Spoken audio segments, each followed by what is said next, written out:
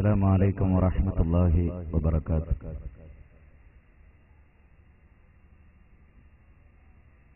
الحمد لله رب العالمين، نحمده ونستعينه ونؤمن به ونتوكل عليه، ونعوذ بالله من شرور أنفسنا ومن سيئات أعمالنا. من يهده الله فلا مضل له ومن يضلل فلا هادي له. أشهد أن لا إله إلا الله وحده لا شريك له، وأشهد أن محمدا عبده ورسوله.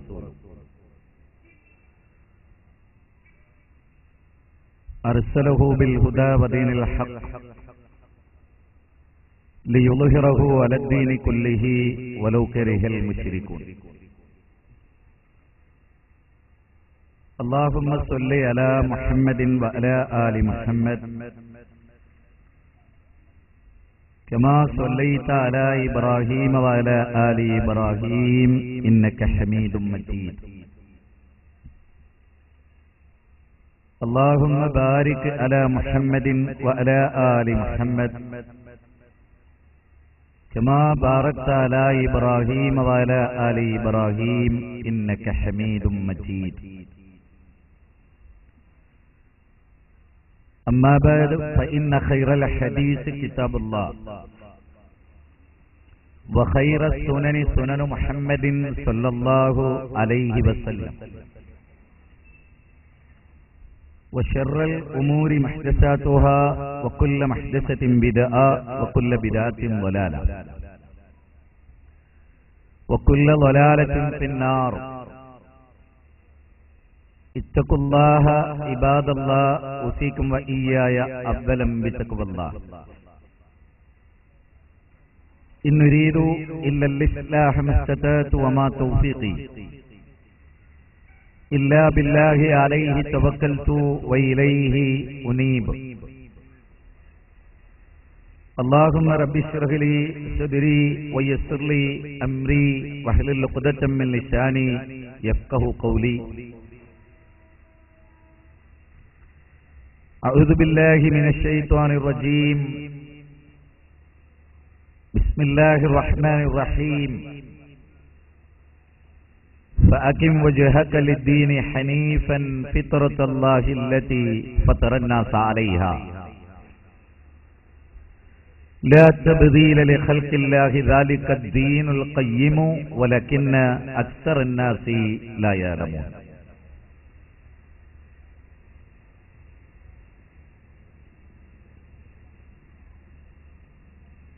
ഈ മഹാസമ്മേളനത്തിന്റെ യോഗാധ്യക്ഷരെ,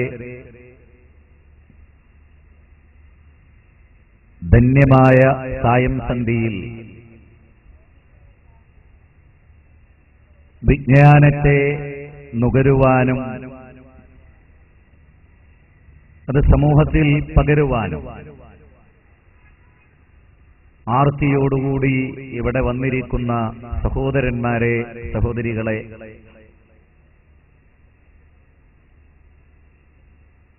ഈ ശബ്ദം ഉച്ചഭാഷണിയിലൂടെ ശ്രദ്ധിച്ചുകൊണ്ടിരിക്കുന്ന ഇതര മത ആദർശ വിശ്വാസികളായിട്ടുള്ള സഹൃദയരെ, ഒരു മത സംഘടനയുടെ സമ്മേളന വേദിയിൽ ആ മതത്തിന് മനുഷ്യകുലത്തോട് എന്തു പറയാനുണ്ട് എന്നതൊരു പക്ഷേ ഒരു തെല്ല് ആശങ്കയോടെ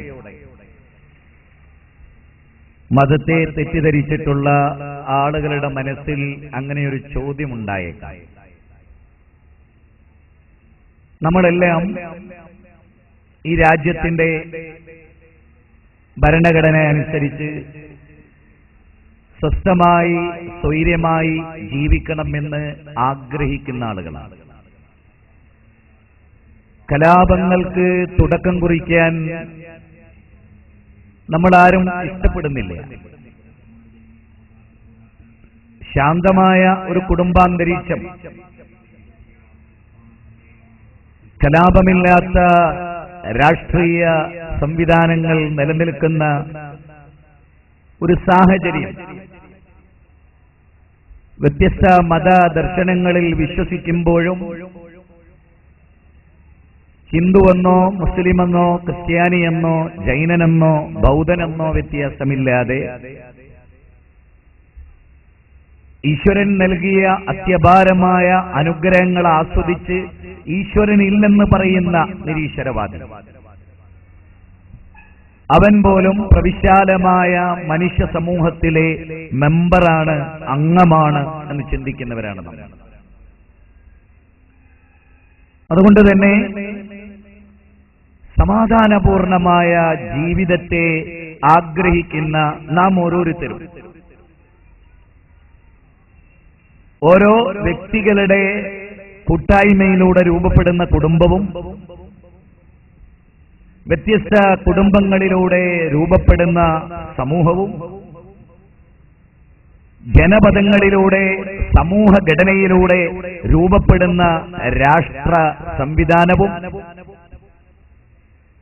വികാസ പരിണാമങ്ങൾക്ക് വിധേയമായ കൊച്ചുരാഷ്ട്രങ്ങളുടെയും പ്രവിശാലമായ അതിർവരമ്പുകളുടെ രാഷ്ട്രങ്ങളുടെയും സംഗമത്തിലൂടെ ആഗോള ഗ്രാമ സങ്കല്പത്തിലേക്ക് വികസിക്കുന്നത് നാം കാണുകയാണ്.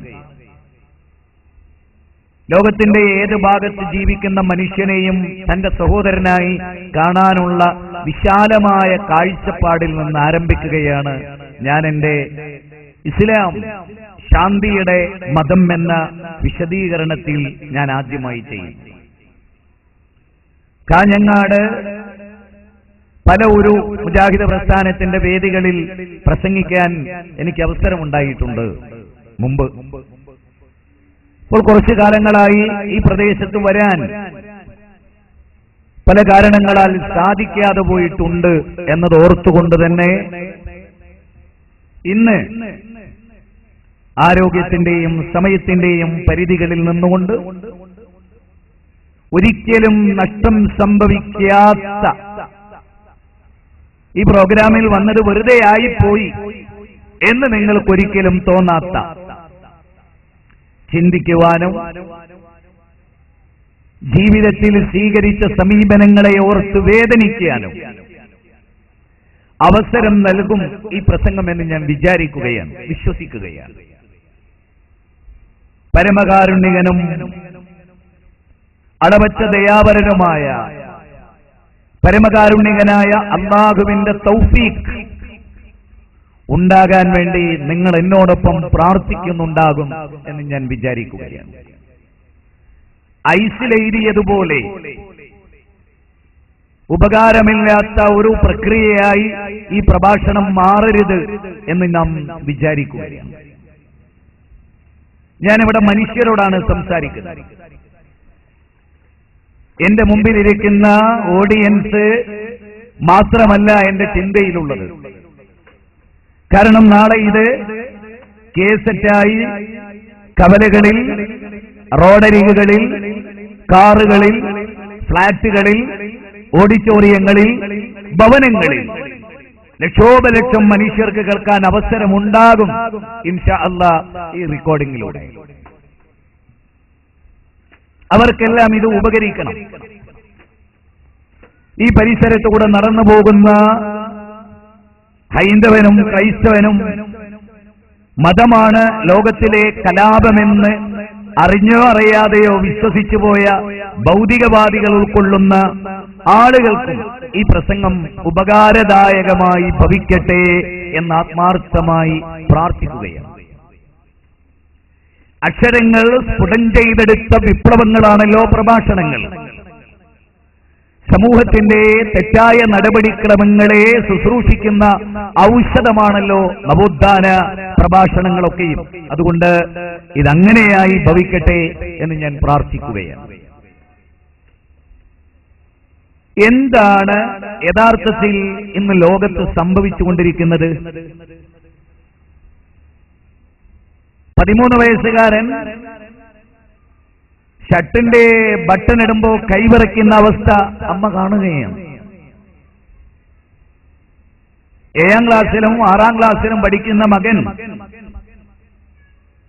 ഷർട്ടിന്റെ ബട്ടൺ ഇടാൻ പ്രയാസപ്പെടുന്നത് അമ്മ കാണുകയാണ്. ആ അമ്മയുടെ പരിശോധനയിൽ അമ്മക്ക് മനസ്സിലായി, വർഷങ്ങളായി മയക്കുമരുന്നിനടിമയാണ് എന്റെ 7ാം ക്ലാസ് വിദ്യാർത്ഥി എന്നമ്മ തൊട്ടറിയുകയാണ്.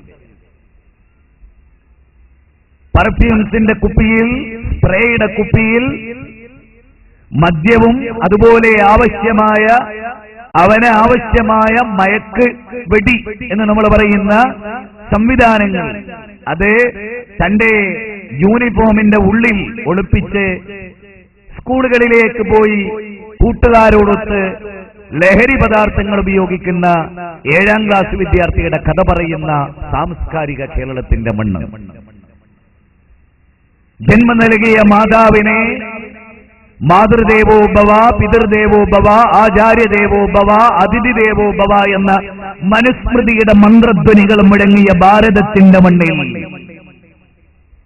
ദൈവത്തിന്റെ സ്വന്തം നാട് എന്ന് വിളിക്കപ്പെടുന്ന കേരളത്തിന്റെ ഇടുക്കി ജില്ലയിൽ കോട്ടയവും മീനച്ചി താലൂക്കും ഈരാറ്റുപേട്ടയും ഒക്കെ പാല ഉൾക്കൊള്ളുന്ന കോട്ടയത്തിന്റെ മണ്ണിൽ സ്വന്തം അമ്മയെ കെട്ടിയിട്ട് കൂട്ടുകാരന് അമ്മയെ ബലാത്സംഗം ചെയ്യാൻ അവസരമൊരുക്കിക്കൊടുത്ത് കൂട്ടുകാരന്റെ കാമലീലകൾ കണ്ട് കാമാസക്തനായി അമ്മയെ പ്രാപിച്ച മക്കളുള്ള ഈ കേരളത്തിന്റെ മണ്ണിൽ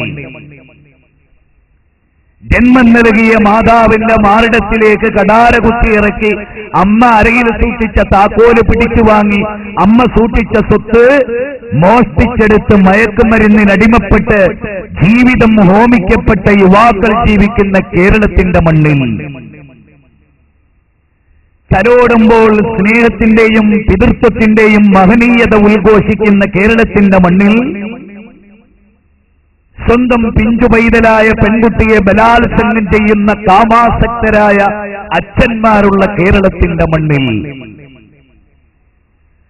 തനിക്ക് വേണ്ടിയും തന്റെ കുടുംബത്തിന് വേണ്ടിയും മരുഭൂമിയിൽ പോയി അധ്വാനിക്കുന്ന ഭർത്താവിനെ ചതിച്ച് ഓട്ടോ ഡ്രൈവറുടെയും കാർ ഡ്രൈവറുടെയും അയൽവാസിയുടെയും മാർബിൾ പണിക്കാരന്റെ കൂടെയും ഉടുതുണി ഉരിഞ്ഞ് തന്റെ ശരീര സൗന്ദര്യം അന്യ ഹോട്ടലുകളിൽ പങ്കുവെക്കുന്ന ഗൾഫുകാരുടെ ഭാര്യമാർ ജീവിക്കുന്ന കേരളത്തിന്റെ മണ്ണിൽ രാഷ്ട്രീയ അരാജകത്വങ്ങൾ അരങ്ങു തകർത്തതിന്റെ ദമക്ഷങ്ങൾ ചൈതന്യവത്തായ സംസ്കാരങ്ങളെ തകർക്കുന്ന കേരളത്തിന്റെ മണ്ണിൽ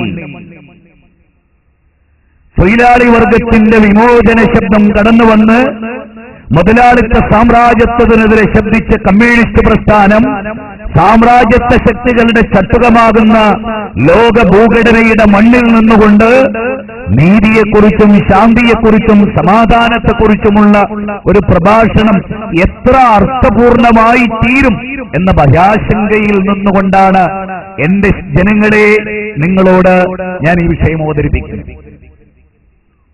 പ്രതീക്ഷാ നിർഭരമായ ജീവിതം എവിടെ? ചരിത്രത്തിന്റെ ഭാഗമായ യൗവനം എവിടെ? ആ യൗവനത്തെ പൊലിച്ചു കളഞ്ഞ പുതിയ തലമുറയുടെ ആർത്തനാദങ്ങൾ കേൾക്കുന്നില്ലേ? നിങ്ങൾ കാതോർത്ത് നോക്ക്. എഴുന്നേറ്റ് നിൽക്കാൻ ശേഷിയില്ലാത്ത യൗവനം, അശീഷും പെത്തടിനും ബ്രൗൺ ഷുഗറും ലഹരി മൂത്ത് മൂർഖൻ പാമ്പിനെ കൊണ്ട് കൊത്തിച്ച് ലഹരി അനുഭവിക്കുന്ന ബോംബെ തെരുവീതികൾ ഉൾക്കൊള്ളുന്ന ആർഷഭാരതത്തിന്റെ മണ്ണിൽ സഹോദരങ്ങളെ, മതം മനുഷ്യന് നൽകുന്ന ശാന്തിപൂർണമായ ജീവിതത്തെക്കുറിച്ചുള്ള ഒരു സംസാരം സ്ത്രീകളോട് കുട്ടികളോട് അതിക്രമം കാണിക്കുന്ന ഒരു വല്ലാത്ത നമ്മുടെ കാലഘട്ടത്തിൽ മതാധ്യക്ഷന്മാർക്ക് മതബോധമില്ലാതെ മാത്സര്യബുദ്ധി കൈമുതലായി വന്ന അഭിശബ്ദ കാലഘട്ടത്തിന്റെ ഈ ഒരു ശബ്ദത്തിൽ ഇവിടെ മതം അത് ശാന്തമാണ്. മതം മനുഷ്യനും പകർന്നു നൽകുന്നത് സമാധാനപൂർണമായ ജീവിത ബിന്ദുക്കളാകുന്നു എന്ന തിരിച്ചറിവിലേക്ക് ഇസ്ലാം അതാണല്ലോ ലോകത്തെ ഏറെ തെറ്റിദ്ധരിപ്പിക്കപ്പെട്ടിട്ടുള്ള ഒരു മതം, അല്ലേ? ഇന്ത്യയിലൊക്കെ ഏറെ, ഇന്ത്യയിലല്ല ലോകത്ത് എല്ലായിടങ്ങളിലും ഏറെ തെറ്റിദ്ധരിപ്പിക്കപ്പെട്ട മതം ഇസ്ലാമാണ്. ഏറെ തീവ്രവാദ ബന്ധം ആരോപിക്കപ്പെട്ട സൊസൈറ്റി അത് മുസ്ലിം സമുദായമാണ്. ഇസ്ലാമിന് ശാന്തമായ ഒന്നുമില്ല. സാധാരണ ആളുകൾ പറയുന്നത് തന്നെ എന്താണ്? ഇസ്ലാമിക ഭീകരവാദം. ഇസ്ലാമിക ഭീകരവാദം. ഇസ്ലാം പദത്തിന്റെ അർത്ഥം എന്താണ്? സമാധാനം. ഇസ്ലാമിക ഭീകരവാദം, സമാധാനപരമായ ഭീകരവാദം. ആഹാ, തർക്കമില്ല. ഇസ്ലാം എന്ന പദത്തിന്റെ അർത്ഥം സമാധാനം. ഇസ്ലാമിക ഭീകരവാദം എന്ന് പറഞ്ഞാലോ സമാധാനപൂർണമായി ഭീകരവാദം. സമാധാനത്തോടെ ഹിന്ദുവിന്റെ തലയരിയ ഭീകരവാദ. അങ്ങനെയുണ്ട് ഒരു ഭീകരവാദം. സമാധാനം എന്ന് ഇസ്ലാമിന് മാത്രമേ പേരുള്ളൂ. വേറെ ഏത് മതവും ഒന്നെങ്കിൽ വ്യക്തി, അല്ലെങ്കിൽ സമൂഹം, അല്ലെങ്കിൽ രാജ്യം, അല്ലെങ്കിൽ ഗോത്രം. ജൂതമതം ഒരു ഗോത്രത്തിന്റെ പേരിൽ അറിയപ്പെട്ട മതമാണ്. ജൈന ബുദ്ധമതമാവട്ടെ വ്യക്തികളുടെ പേരിൽ അറിയപ്പെട്ട മതമാണ്. ഹിന്ദുയിസം ഭൂമിശാസ്ത്രപരമായ മതമാണ്. ഞാനല്ല, doctor Radhakrishnan Indian philosophy 1ാം volume അതിൽ രേഖപ്പെടുത്തി. ആർഷീദത്തിന്റെ പ്രാചീന ഇന്ത്യ അതിൽ രേഖപ്പെടുത്തി. വാട്ട് ഹാപ്പൻ ഇൻ ഹിസ്റ്ററി അതിൽ രേഖപ്പെടുത്തി. ഗോർഡൻ ചൈൽഡിന്റെ ഗ്രന്ഥത്തിൽ തീർന്നില്ല. പണ്ഡിറ്റ് ജവഹർലാൽ നെഹ്റുവിന്റെ ഗ്ലിംസ് ഓഫ് വേൾഡ് ഹിസ്റ്ററിയിൽ ലൈറ്റ് ഓഫ് ട്രൂത്ത് ആര്യ സമാജത്തിന്റെ സ്ഥാപകനായ സ്വാമി ദയാനന്ദ സരസ്വതി രേഖപ്പെടുത്തി. വിശ്വ ചരിത്ര സ്വാമി വിവേകാനന്ദ സാഹിത്യ സർവസ്വം അതിൽ രേഖപ്പെടുത്തി. ഇന്ത്യ എന്ന് പറയുന്നത് ഭൂമിശാസ്ത്രപരമായ ഒരു മതത്തിന്റെ പേരാണ് ഹിന്ദു, അല്ലെങ്കിൽ ഹിന്ദുയിസം എന്ന് പറയുന്നത്. ഇസ്ലാമോ ക്രിസ്ത്യാനിറ്റി യേശുക്രിസ്തുവിന്റെ പേരിൽ അറിയപ്പെടുന്ന ഒരു മതം. ഇസ്ലാമോ ഇസ്ലാം മുഹമ്മദ് നബിയുടെ പേരുമായി ബന്ധപ്പെട്ട് കിടക്കുന്ന ഒന്നല്ല. അല്ല, ഇസ്ലാം എന്ന് ദൈവം നാമകരണം ചെയ്ത ഈ മതത്തിന്, മനുഷ്യകുലം മുഴുവനും ഉൾക്കൊള്ളേണ്ട മതത്തിന് മനുഷ്യനെ സൃഷ്ടിച്ച ലോകത്തിന്റെ തമ്പുരാൻ പേര് നൽകി. അതെന്താ? ഇസ്ലാം. ഇസ്ലാം എന്ന് പറഞ്ഞാൽ സമാധാനം, ശാന്തി. അല്ലെ, ആലോചിച്ചു നോക്കിയേ. എവിടെ മുസ്ലിങ്ങൾ അസ്സലാമു അലൈക്കും, അസ്സലാമു അലൈക്കും സഹോദര, അബ്ദുൽ ജബ്ബാറെ, അബ്ദുൽ ഖാദറെ, മുഹമ്മദെ, ആയിഷ, അമിന, അള്ളാഹുവിന്റെ രക്ഷ, സമാധാനം നിനക്കുണ്ടാവട്ടെ ഇങ്ങനെ പറഞ്ഞ് അഭിസംബോധന ചെയ്യുന്ന ഏതെങ്കിലും ഒരു മതം ഉണ്ടോ? ഇവിടെ ഉണ്ടോ? ഒരു ഹിന്ദുവിനെ കാണുമ്പോ, ഭാസ്കരൻ സുരേന്ദ്രനെ കാണുമ്പോ അസ്സലാമു അലൈക്കും എന്ന് പറയാറുണ്ടോ? ഇല്ല. എന്തേ പറയാത്തത്? അവിടെയാണ് ഇസ്ലാം വേറിട്ട് നിൽക്കുന്നത്. ഒരു മരിച്ച വീട്ടിൽ ഭാസ്കരന്റെ വീട്ടിലേക്ക് കയറി ചെന്നു. ഗുഡ് ഈവനിങ് എന്ന് പറയാ. അച്ഛൻ മരിച്ചെടുക്കുന്നിടത്ത് പ്രഭാതത്തിൽ ഭാര്യ ആക്സിഡന്റിൽ മരിച്ചിട്ട് ആ ബോഡി ഇങ്ങനെ കൊണ്ടുവന്നിട്ട് മുറ്റത്താടെ വെച്ചു, രാമന്റെ വീട്ടിന്റെ മുറ്റത്ത്. അവിടെ വന്നിട്ട് ഗുഡ് മോർണിംഗ്. എന്ത് ഗുഡ് മോർണിംഗ് ആണ്? നേരെ വിളിച്ച് അവിടെ അസ്സലാമു അലൈക്കും എന്ന് പറഞ്ഞാൽ സഹോദര അള്ളാന്റെ രക്ഷ ഉണ്ടാവട്ടെ. പിറ്റാണ് ഏത് സന്ദർഭത്തിലും, മരിച്ച വീട്ടിലും ജനിച്ച വീട്ടിലും ദുഃഖവും ആകുലതകളുള്ളിടത്തെല്ലാം അസ്സലാമു അലൈക്കും. എന്തൊരു ഉന്നതമായ അഭിസംബോധന. പക്ഷെ നമ്മുടെ നാട്ടിലെ യുവാക്കൾ തമ്മ കാണുമ്പോ ആ ഡേസിന്റെ മോനെ എവിടെയിരുന്നു എന്നൊരു അഭിസംബോധനാ രീതി അറിഞ്ഞോ അറിയാതെയോ വളർന്നു വന്നിട്ടുണ്ട്. ഫോണിലെ റിംഗ് ടോണിൽ പോലും ഒരു ഫോണിന്റെ റിംഗ് ടോണ്. ഞാൻ കൊല്ലം ജില്ലയിൽ നിന്ന് ഒരു വ്യക്തി എന്റെ വാഹനത്തിൽ ബസ്സിൽ ഇങ്ങനെ യാത്ര ചെയ്യുക. അപ്പൊ അവന്റെ റിംഗ് ടോൺ, ഫോൺ എടുക്കടാ, റിംഗ് ടോണാണ്, ഫോൺ എടുക്കടോ, റിംഗ് ടോണാണ്. നിങ്ങൾ ശ്രദ്ധിക്കണം. അവസാനം എന്തറിയോ? ഫോൺ എടുക്കടോ. എടാ ഡേസിന്റെ മോനെ, എങ്ങനെയുണ്ട് നമ്മുടെ സമുദായം, മനുഷ്യ സമുദായം എത്തിപ്പെട്ടിരിക്കുന്ന എവിടെ? പൂച്ച കരയുന്ന മാതിരി ഒരു റിംഗ് ടോണ്. ആളുകൾ വിചാരിക്കുകയാണ് ബസ്സിലും ട്രെയിനിലും ഒക്കെ പൂച്ച ഉണ്ടോ? മനുഷ്യരെ എത്ര ആലോചിക്കണം. ഒരു റിംഗ് ടോണ് പോലും തോന്നിയാസം പറഞ്ഞുകൊണ്ടാണ് എല്ലാ കാര്യവും. അങ്ങനെ ആളുകൾക്ക് എന്തില്ല? ഇതൊക്കെ നന്മയാണോ തിന്മയാണോ, ഇതൊക്കെ ശരിയാണോ, ഈ ബോധമൊന്നും ആളുകൾക്കില്ല. ഇസ്ലാം അസ്സലാമു അലൈക്കും. ഒരു മരം ഇവിടെ കാണുന്ന ഈ മരത്തിന്റെ ഇപ്പുറത്ത് വെച്ച് രണ്ടാള് കണ്ടുമുട്ടി, അസ്സലാമു അലൈക്കും. അങ്ങനെ അയാൾ ആ മരത്തിന്റെ അപ്പുറം കണ്ടുമുട്ടി, അസ്സലാമു അലൈക്കും, അള്ളാന്റെ രക്ഷ ഉണ്ടാവട്ടെ. ഇതിന്റെ ഗുണം എന്താണെന്നറിയോ നിങ്ങള്? ഈ അസ്സലാമു അലൈക്കും എന്ന് പറയുന്നതിന്റെ ഗുണം അതറിയോ? സഹോദര, നിനക്ക് അള്ളാന്റെ രക്ഷ ഉണ്ടാകട്ടെ എന്ന് ഞാൻ എന്റെ സുഹൃത്തിനോട് പറഞ്ഞ അതൊരു പ്രാർത്ഥനയാണ്. അങ്ങനെ ആത്മാർത്ഥമായി സലാം പറയുന്ന എനിക്ക് അവൻ അള്ളാന്റെ രക്ഷയുണ്ടാകട്ടെ എന്ന് പറയുന്ന എനിക്ക് അവൻ എന്തെങ്കിലും ഒരു അപകടം ഉണ്ടാകുന്ന കാര്യം എന്നിൽ നിന്നുണ്ടാവോ? ചെയ്യാൻ എനിക്ക് തോന്നുമോ? കാരണം ഞാൻ അവന് വേണ്ടി പ്രാർത്ഥിച്ചിരിക്കുകയാണ്. അള്ളാന്റെ രക്ഷ നിനക്കുണ്ടാവട്ടെ. വഅലൈക്കും അസ്സലാം വറഹ്മത്തുള്ളാഹി വബറകാത്തു. സഹോദര, നിനക്കും ഉണ്ടാവട്ടെ. ഇത് ഹിന്ദു മതത്തിലില്ല, ഇത് കമ്മ്യൂണിസ്റ്റുകാർ നമുക്ക് കാണുമില്ല, ഇല്ല. ഇത് ഇവിടുത്തെ വേറൊരു മതത്തിനില്ല, ജൈനമതക്കാരനില്ല, ബുദ്ധമതക്കാരനില്ല. ദൈവമതം മനുഷ്യനെ ബന്ധിപ്പിച്ചതുപോലും അസ്സലാമു അലൈക്കും. റസൂലുള്ളാഹി പറയാൻ, എന്ത് നിങ്ങൾ പരസ്പരം സ്നേഹിക്കാതെ, അതേ റസൂലുള്ളാഹിന്റെ വാക്ക്, നിങ്ങൾ മുഅ്മിനാകാതെ വിശ്വാസിയാകാതെ നിങ്ങൾ സ്വർഗത്ത് പോകില്ല എന്ന്. നിങ്ങൾ വിശ്വാസിയാകണമെങ്കിൽ നിങ്ങൾ പരസ്പരം സ്നേഹിക്കണം. റസൂലുള്ളാഹി പറയാൻ, പരസ്പരം സ്നേഹിക്കണമെങ്കിൽ നിങ്ങൾ പരസ്പരം സലാം പറയണം. അവല അദുല്ലുക്കും അലാ ശൈഇൻ, ഞാൻ നിങ്ങൾക്ക് ഒരു കാര്യം അറിയിച്ചു തരട്ടെയോ? നിങ്ങൾ പരസ്പരം ഗാഢമായ സ്നേഹത്തിൽ ഏർപ്പെടാൻ നിങ്ങൾക്ക് ഞാൻ ഒരു നല്ല കാര്യം പഠിപ്പിച്ചു തരട്ടെയോ? അവല അദുല്ലുക്കും അലാ ശൈഇൻ. റസൂലുള്ളാഹി പറയാൻ, അങ്ങനെ നിങ്ങൾ ചെയ്താൽ നിങ്ങൾ നല്ല സ്നേഹബന്ധത്തിലാവും. അതെന്താണ്? അബ്സുസ്സലാമ ബൈനക്കും, നിങ്ങൾ പരസ്പരം സലാം പറയാ. ഭാര്യയോട് ഭർത്താവ്, ഭർത്താവിനോട് ഭാര്യ, മക്കളോട് മാതാപിതാക്കൾ, മാതാപിതാക്കളോട് മക്കൾ. വീട്ടില് അധ്വാനിച്ച് കഷ്ടപ്പെട്ട് ത്യാഗമനുഭവിച്ച് വേദനയോടെ വാർദ്ധക്യ സഹജമായ എല്ലാ നൊമ്പരങ്ങളോടെയും തന്റെ പിതാവ് ഇരിക്കുമ്പോ അസ്സലാമു അലൈക്കും യാ അബി എന്ന് 40 വയസ്സുള്ള മകൻ പറയുമ്പോ, 35 വയസ്സുള്ള മകൻ പറയുമ്പോ ആ ബാപ്പാക്ക് എന്തൊരു സന്തോഷമാണ്. വഅലൈക്കും അസ്സലാം എന്ന് പറഞ്ഞ് സ്വീകരിക്കുമ്പോ എന്തൊരു സന്തോഷമാണ്. എന്റെ മകൻ എനിക്ക് വേണ്ടി പ്രാർത്ഥിച്ചു. ഈ മതം ഇവിടെ കലാപം. നമസ്കരിച്ചുവല്ലോ എല്ലാരും, നമസ്കരിച്ചുവല്ലോ എല്ലാരും. അസ്സലാമു അലൈക്കും വറഹ്മത്തുള്ളാഹി. വലതു ഭാഗത്തുള്ളവരെ നിങ്ങൾക്ക് അല്ലാഹുവിന്റെ രക്ഷ, ഇടതു ഭാഗത്തുള്ളവരെ നിങ്ങൾക്ക് അല്ലാഹുവിന്റെ രക്ഷ. ഇങ്ങനെ പറയുന്ന നമുക്ക് ആളുകൾക്ക് പ്രയാസം ഉണ്ടാക്കാൻ കഴിയോ? ബുദ്ധിമുട്ടുണ്ടാക്കാൻ കഴിയോ? ഒരിക്കലുമില്ല, ഒരിക്കലുമില്ല. അതാണ് ആ മതത്തിന്റെ പ്രത്യേകത. അസ്സലാമു അലൈക്കും. സഹോദര, നിനക്ക് എന്നോട് എന്തോ ഒരു വെറുപ്പുണ്ട് എന്നെനിക്ക് തോന്നുകയാണ്. സഹോദര, ഞാനും നീയും ആദമിന്റെ മോന്, ഹവ്വായുടെ മോളാണ്. നമ്മുടെ ശത്രുക്കളാകേണ്ടവരല്ല എന്നാ മതം പഠിപ്പിച്ചത്. അങ്ങനെയാ മതം പഠിപ്പിച്ചത്. ആദ്യമായി പിണങ്ങിയിട്ട് ആരാണോ ആദ്യം സലാം പറയുന്നത് അവനാണ് ഉന്നതൻ. സൃഷ്ടിച്ച പടച്ചോന്റെ മുമ്പിൽ വിജയിക്കാൻ പടപ്പുകളുടെ മുമ്പിൽ ഒന്ന് തോറ്റു കൊടുത്തൂടെ? വാശിയല്ലേ? ഒരേ മതത്തിൽപ്പെട്ടവർക്ക്, ഒരേ പാർട്ടിയിൽപ്പെട്ടവർക്ക്, ഒരേ സംഘടനയിൽപ്പെട്ടവർക്ക്, ഒരേ പ്രസിഡന്റും സെക്രട്ടറിയും ഉള്ളിടത്ത് അതിന്റെ ഇടയിൽ പോലും നമുക്ക് പ്രശ്നമല്ലേ? പിന്നെ എങ്ങനെയേ നമ്മൾ നന്നാവുക? പിന്നെ എങ്ങനെയേ നമ്മൾ രക്ഷപ്പെടുക? അതുകൊണ്ട് മനുഷ്യരോട് നമ്മൾ പറയാൻ, നിങ്ങൾക്കറിയാലോ, വല്ലാഹു യദ്ഉ ഇലാ ദാരിസ്സലാം.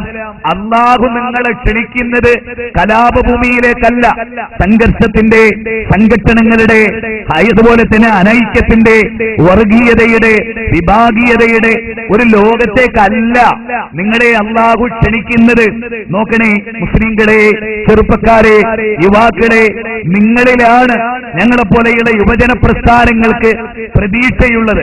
ഇസ്ലാം ശാന്തിയുടെ മതമെന്ന് കേരള നദുവത്തുൽ മുജാഹിദീൻ എന്ന ആദർശാധിഷ്ഠിത പ്രസ്ഥാനത്തിന്റെ യുവജന പ്രസ്ഥാനമായ ISM കേരളത്തിന്റെ ഗ്രാമങ്ങളിൽ, നഗരങ്ങളിൽ, പട്ടണങ്ങളിൽ മുഴങ്ങിക്കൊണ്ടിരിക്കുന്ന ശബ്ദമെന്താണ്? നിങ്ങൾക്കറിയാലോ, ബാബരി മസ്ജിദിന്റെ തായിക കുടങ്ങൾ 1992 തകർത്ത് തരിപ്പണമാക്കി ഇന്ത്യയുടെ മതേതരത്വത്തിന്റെ കടക്ക് കത്തിവെച്ച് സൗഹൃദത്തിന്റെ, കൾച്ചറൽ പ്ലൂറാലിറ്റിയുടെ, കൾച്ചറൽ ടോളറൻസിന്റെ, യൂണിറ്റി ഇൻ ഡൈവേഴ്സിറ്റി നിലനിൽക്കുന്ന നവനാത്വത്തിന്റെ ഏകത്വം വിളംബരം ചെയ്ത രാജ്യത്തിന്റെ മണ്ണിൽ ആരാധനാലയം തകർത്ത് തരിപ്പണമാക്കി ഹിന്ദു മുസ്ലിം വർഗീയതക്ക് കൊടുമ്പിരിക്കൊണ്ട ആ വികാരം കൊള്ളിച്ച നിമിഷമുണ്ടല്ലോ, അന്ന് പാലക്കാട് കോട്ടമൈതാനിയിൽ മതം മനുഷ്യ സൗഹാർദ്ദത്തിന് എന്ന് സമ്മേളനം സംഘടിപ്പിച്ച അതേ പ്രസ്ഥാനം അന്നും ഇന്നും തീവ്രവാദത്തിന്റെ തെള്ളും ജീവിതത്തിൽ കടന്നു വന്നിട്ടില്ലാത്ത യുവാക്കളെ സംഘടിപ്പിച്ച ഒരു പ്രസ്ഥാനം അന്ന് ഞാൻ ഓർക്കുകയാണ്. പാലക്കാട് നടക്കുന്ന സമ്മേളനത്തിന് വേണ്ടി, ഈ കാഞ്ഞങ്ങാടിന്റെ മണ്ണിൽ പിലാത്രയിൽ നടന്ന സമ്മേളനത്തിന് വേണ്ടി ഈ കാഞ്ഞങ്ങാടിന്റെ മണ്ണിൽ ഈയുള്ളവൻ പ്രസംഗിച്ച ആ വർഷത്തിൽ ഇവിടുത്തെ ഹിന്ദുക്കൾ എന്നോട് പറഞ്ഞു, നിങ്ങൾ പ്രസംഗം പ്രസംഗം നിർത്തരുത്, ഒരല്പം കൂടി ഞങ്ങൾക്കൊന്ന് പ്രസംഗിച്ചു തരണം. 5 മണിക്കൂർ നീണ്ടു നിൽക്കുന്ന പ്രസംഗം ഈ കാഞ്ഞങ്ങാടിന്റെ മണ്ണിലാണ് എന്റെ ലൈഫിൽ ആദ്യമായി ഞാൻ ചെയ്തത്.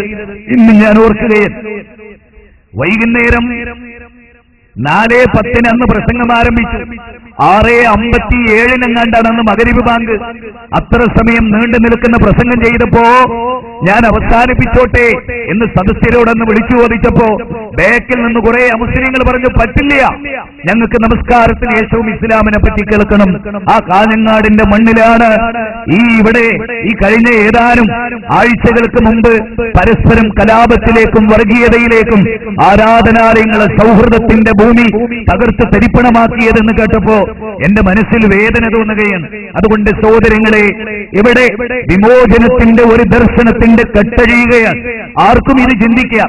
നല്ലതെന്ന് തോന്നുക സ്വീകരിച്ചോ, തീയതെന്ന് തോന്നുക തള്ളിക്കളഞ്ഞോ, യാതൊരു പ്രശ്നവുമില്ല. ഒന്നെങ്കിൽ ഒബ്സർവ് ചെയ്യുക, അല്ലെങ്കിൽ റിജക്ട് ചെയ്യുക. അത് നിങ്ങളുടെ സ്വാതന്ത്ര്യമാണ്, ആരെ ഇവിടെ നിർബന്ധിക്കുന്നില്ല. മുജാഹിദ് പ്രസ്ഥാനം എന്നും തീവ്രവാദത്തിനെതിരാണ്. ഇത് ഉള്ളിലും പുറത്തും ഇങ്ങനെ തന്നെയാണ്. സത്യം, ഞാൻ അങ്ങനെ മനസ്സിലാക്കിയിട്ടുള്ള ഒരാളാണ്. ഒരിക്കൽ പോലും മുജാഹിദിന്റെ നേതൃത്വം ഒരു തീവ്രവാദ പ്രവർത്തനത്തിന് അനുയായികളെ പ്രേരിപ്പിച്ചിട്ടുണ്ടോ? ഉണ്ടോ യുവാക്കളെ? ഉണ്ടോ?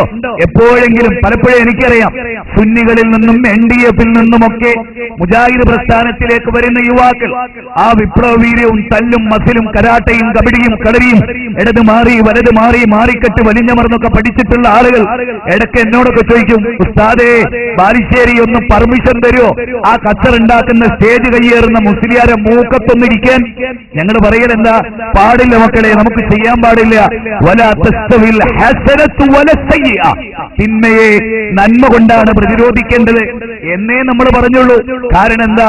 അങ്ങനെ ഇസ്ലാം പഠിപ്പിച്ചത്. കലാപമല്ല ഇസ്ലാമിന്റെ മുഖമുദ്ര, സംഘട്ടനമല്ല ഇസ്ലാമിന്റെ മുഖമുദ്ര അല്ല. ജൂതരോട്, ജൈനരോട്, ബൗദ്ധരോട്, വ്യത്യസ്ത മതം സ്വീകരിച്ചവരോട് സൗഹൃദം പറഞ്ഞ മതമല്ലേ ഇത്? അല്ലേ? വല്ലാഹു യദഉ ഇലാ ദാരിസ്സലാം, 10-ാം അധ്യായം സൂറത്ത് യൂനുസ് 25-ാമത്തെ വചനം. അല്ലാഹു നിങ്ങളെ ക്ഷണിക്കുന്നത് സമാധാനത്തിന്റെ ഭവനത്തിലേക്കാണ്. കണ്ടോ? സമാധാനത്തിന്റെ ഭവനം. എല്ലാവരും ഒന്ന് ചിന്തിച്ചു നോക്കിയേ. ഇസ്ലാമാണ് ഞാൻ പറയുന്നത്. ഇസ്ലാം അല്ലാത്ത നിങ്ങൾ ഇതൊന്ന് വായിക്കുക. ഞാൻ യഥാർത്ഥ ഇസ്ലാം ഇവിടെ പറയും, ഇസ്ലാം അല്ലാത്തതിനെയും കുറച്ചൊക്കെ സൂചിപ്പിക്കും. പക്ഷെ യഥാർത്ഥ ഇസ്ലാം പറയുമ്പോൾ നിങ്ങൾ മനസ്സിലാക്കിക്കോളണം, ഇതല്ല ഇവിടെ ഉണ്ടായിട്ടുള്ള ബാക്കിയുള്ളവരുടെ പ്രവർത്തനം. കേരളത്തിൽ മാത്രമല്ല, ലോകത്ത് മുഴുവനും നടന്നുകൊണ്ടിരിക്കുന്നത്. എവിടെയാണെങ്കിലും അല്ലേ? ഇപ്പൊ നിങ്ങൾ നോക്കൂ, ഷഫാസ് ജയിലറെ ആക്രമിച്ചു എന്ന് കഴിഞ്ഞ ദിവസം പത്രത്തിൽ എങ്ങനെ വായിച്ചു വിചാരിക്കാൻ. ജയിലിലും വിപ്ലവം, ജയിലിലും കലാപം, അവിടെ എത്തിയിട്ടും അങ്കുശമില്ലാത്ത ധാർഷ്ട്യം, തമ്മാടിത്തം ചെയ്യാനുള്ള അങ്കുശമില്ലാത്ത ധാർഷ്ട്യം. എന്തൊരു കഥ! ആരാ ഇവനെയൊക്കെ പഠിപ്പിച്ചത്? ആരാ ഇവനെയൊക്കെ പഠിപ്പിച്ചത്? ഞാൻ ആ ഭാഗത്തേക്ക് വരുന്നുണ്ട്. തീവ്രവാദവും ഭീകരവാദവും നമുക്ക് സമാധാനം നൽകിയോ? ഞാൻ തുറന്നു ചോദിക്കട്ടെ, ഈ കാഞ്ഞങ്ങാടിന്റെ മണ്ണിൽ വലിയ രൂപത്തിലൊന്നും ഉണ്ടായില്ലെങ്കിലും എന്നാലും നിങ്ങൾ തമ്മിൽ തല്ലിയില്ലേ? പള്ളികൾക്ക് നേരെ കല്ലെറിഞ്ഞില്ലേ? ക്ഷേത്രങ്ങൾക്ക് നേരെ കല്ലെറിഞ്ഞില്ലേ? ഹിന്ദുവിന്റെ മനസ്സിൽ മുസ്ലിമിനെയും മുസ്ലിമിന്റെ മനസ്സിൽ ഹിന്ദുവിനോടും ഇന്നും ശത്രുത ഉറങ്ങിയില്ലേ? ഇല്ലേ? എന്ത് നേടി? സ്വസ്ഥതക്കേടല്ലാതെ അയൽവാസി തന്റെ മുമ്പിലൂടെ കടന്നു പോകുമ്പോ എന്താ ബഷീറെ സുഖല്ലേ, നീ എവിടെയാടാ, എത്ര ദിവസമായി കണ്ടിട്ട് എന്ന് സ്നേഹം പറയേണ്ടവർ തമ്മക്ക് തല്ലിയില്ലേ? ആര് നേടി? എന്ത് നേടി? ഇന്ത്യയുടെ പാരമ്പര്യത്തിൽ ഗുജറാത്തും ഭീവണ്ടിയും മൊറാദാബാദും എന്തിന് ലോകാടിസ്ഥാനത്തിൽ ഇറാനും ഇറാഖും ഫലസ്തീനും ചെച്നിയും ലബനാനും കോസറോവയും അതുപോലെ തന്നെ ലോകരാജ്യങ്ങൾ നടത്തിയിട്ടുള്ള കലാപങ്ങളും 2 ലോകമായുധങ്ങളും 5 റഷ്യൻ വിപ്ലവങ്ങളും നമുക്ക് എന്തേ നൽകിയത്? ഒരു പിടി ഭാരിച്ച ദുഃഖമല്ലാതെ, രോഗമല്ലാതെ, കലാപമല്ലാതെ, സൗഹൃദത്തിന്റെ കോട്ടമല്ലാതെ, തമ്മിലുള്ള സ്നേഹത്തിന്റെ ഇല്ലായ്മയല്ലാതെ, ബന്ധങ്ങളുടെ വിച്ഛേദനങ്ങളല്ലാതെ, രക്തച്ചൊരിച്ചിലുകളല്ലാതെ, കുടുംബത്തിന്റെ നാമാവശേഷമല്ലാതെ, ഒരുപാട് സ്ത്രീകൾ വിധവകളായി എന്നല്ലാതെ, ഒരുപാട് മക്കൾ അനാഥരായി എന്നല്ലാതെ, എന്റെ പ്രിയപ്പെട്ടവരെ, കാസർഗോഡിന്റെ മണ്ണിലും മംഗലാപുരത്തിന്റെ മണ്ണിലും ഏതേത് തീവ്രവാദ സംഘടനകളുടെ പ്രവർത്തനം കൊണ്ടും വേരറ്റുപോയ കുടുംബ ബന്ധം തകർന്നുപോയി എന്നതല്ലാതെ എന്ത് നേടി? കലാപകാരികളെ ഏത് ദർശനത്തിൽപ്പെട്ടവരെ നിങ്ങൾ എന്ത് നേടി എന്ന് നിങ്ങളൊക്കെ ഒന്ന് ആലോചിച്ചു നോക്കിയേ, നിങ്ങളൊക്കെ ഒന്ന് ചിന്തിച്ചു നോക്കിയേ. ഹിന്ദുവിനും മുസ്ലിമിനും തമ്മിൽ തല്ലിയിട്ട് എന്തേ കിട്ടിയത്? സ്വാസ്ഥ്യമുണ്ടായോ?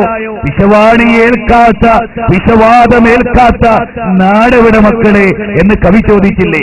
വിഷവാണിയേൽക്കാത്ത, വിഷവാദമേൽക്കാത്ത നാടെവിടെ മക്കളെ എന്ന് കവി ചോദിച്ചത് അതാ. നമ്മുടെ മണ്ണ് കലാപത്തിന്റെ മണ്ണായി. എന്തെങ്കിലും നേടിയോ? ഉണ്ടായോ? ഉണ്ടായില്ല അല്ലേ? ഇന്ന് ഞാൻ ട്രെയിനിൽ യാത്ര ചെയ്യുമ്പോ BJPയുടെ കേരളത്തിലെ അറിയപ്പെട്ട ഏറ്റവും വലിയൊരു ലീഡർ ആ ട്രെയിനിൽ ഇങ്ങനെ നടന്നു വരികയാണ്. ഞാൻ അദ്ദേഹത്തിന്റെ നേരെ എതിര്. അദ്ദേഹം എന്നോട് ചിരിച്ചു, ഞാൻ അദ്ദേഹത്തോട് ചിരിച്ചു. അദ്ദേഹം എനിക്ക് കൈ തന്നു. ഇന്ന് എവിടെയാ പ്രോഗ്രാം എന്ന് അദ്ദേഹം എന്നോട് ചോദിച്ചു. ഈ സൗഹൃദം അതേ ട്രെയിനിൽ സുലൈമാൻ സക്കാഫി മാടിയക്കൽ കയറി, മിണ്ടിയില്ല, മുഖത്തു നോക്കിയില്ല. അതേ ട്രെയിനിൽ കോഴിക്കോട് നിന്ന് അമ്പലക്കടവ് അബ്ദുൽ ഹമീദ് ഫൈസി കയറി, മുഖത്തു നോക്കിയില്ല, സംസാരിച്ചില്ല, സലാം മടക്കിയില്ല. എവിടെ മാനവികത? എവിടെ സൗഹൃദം? എവിടെ? ഞാനിപ്പോ ജീവിക്കുന്ന മലപ്പുറം ജില്ലയിലെ പുത്തനത്താണിയിലാണ്. ബാല എടാ ഡേസിന്റെ മോനെ, 5 വക്തിലും സലഫി മസ്ജിദിലേക്ക് നിസ്കരിക്കാൻ പോകുന്ന എന്നെ വിളിക്കുന്നത് ഡേസിന്റെ മോനെ എന്നാണ്. ആരെ? AP സുന്നികൾ എന്ന് പറയുന്ന പള്ളി ദർസിൽ പഠിക്കുന്ന നമ്മുടെ മക്കൾ. ഞാൻ അവരെ കുറ്റപ്പെടുത്തുന്നില്ല. മാനവികത ഉണർത്തുന്നു അല്ലേ?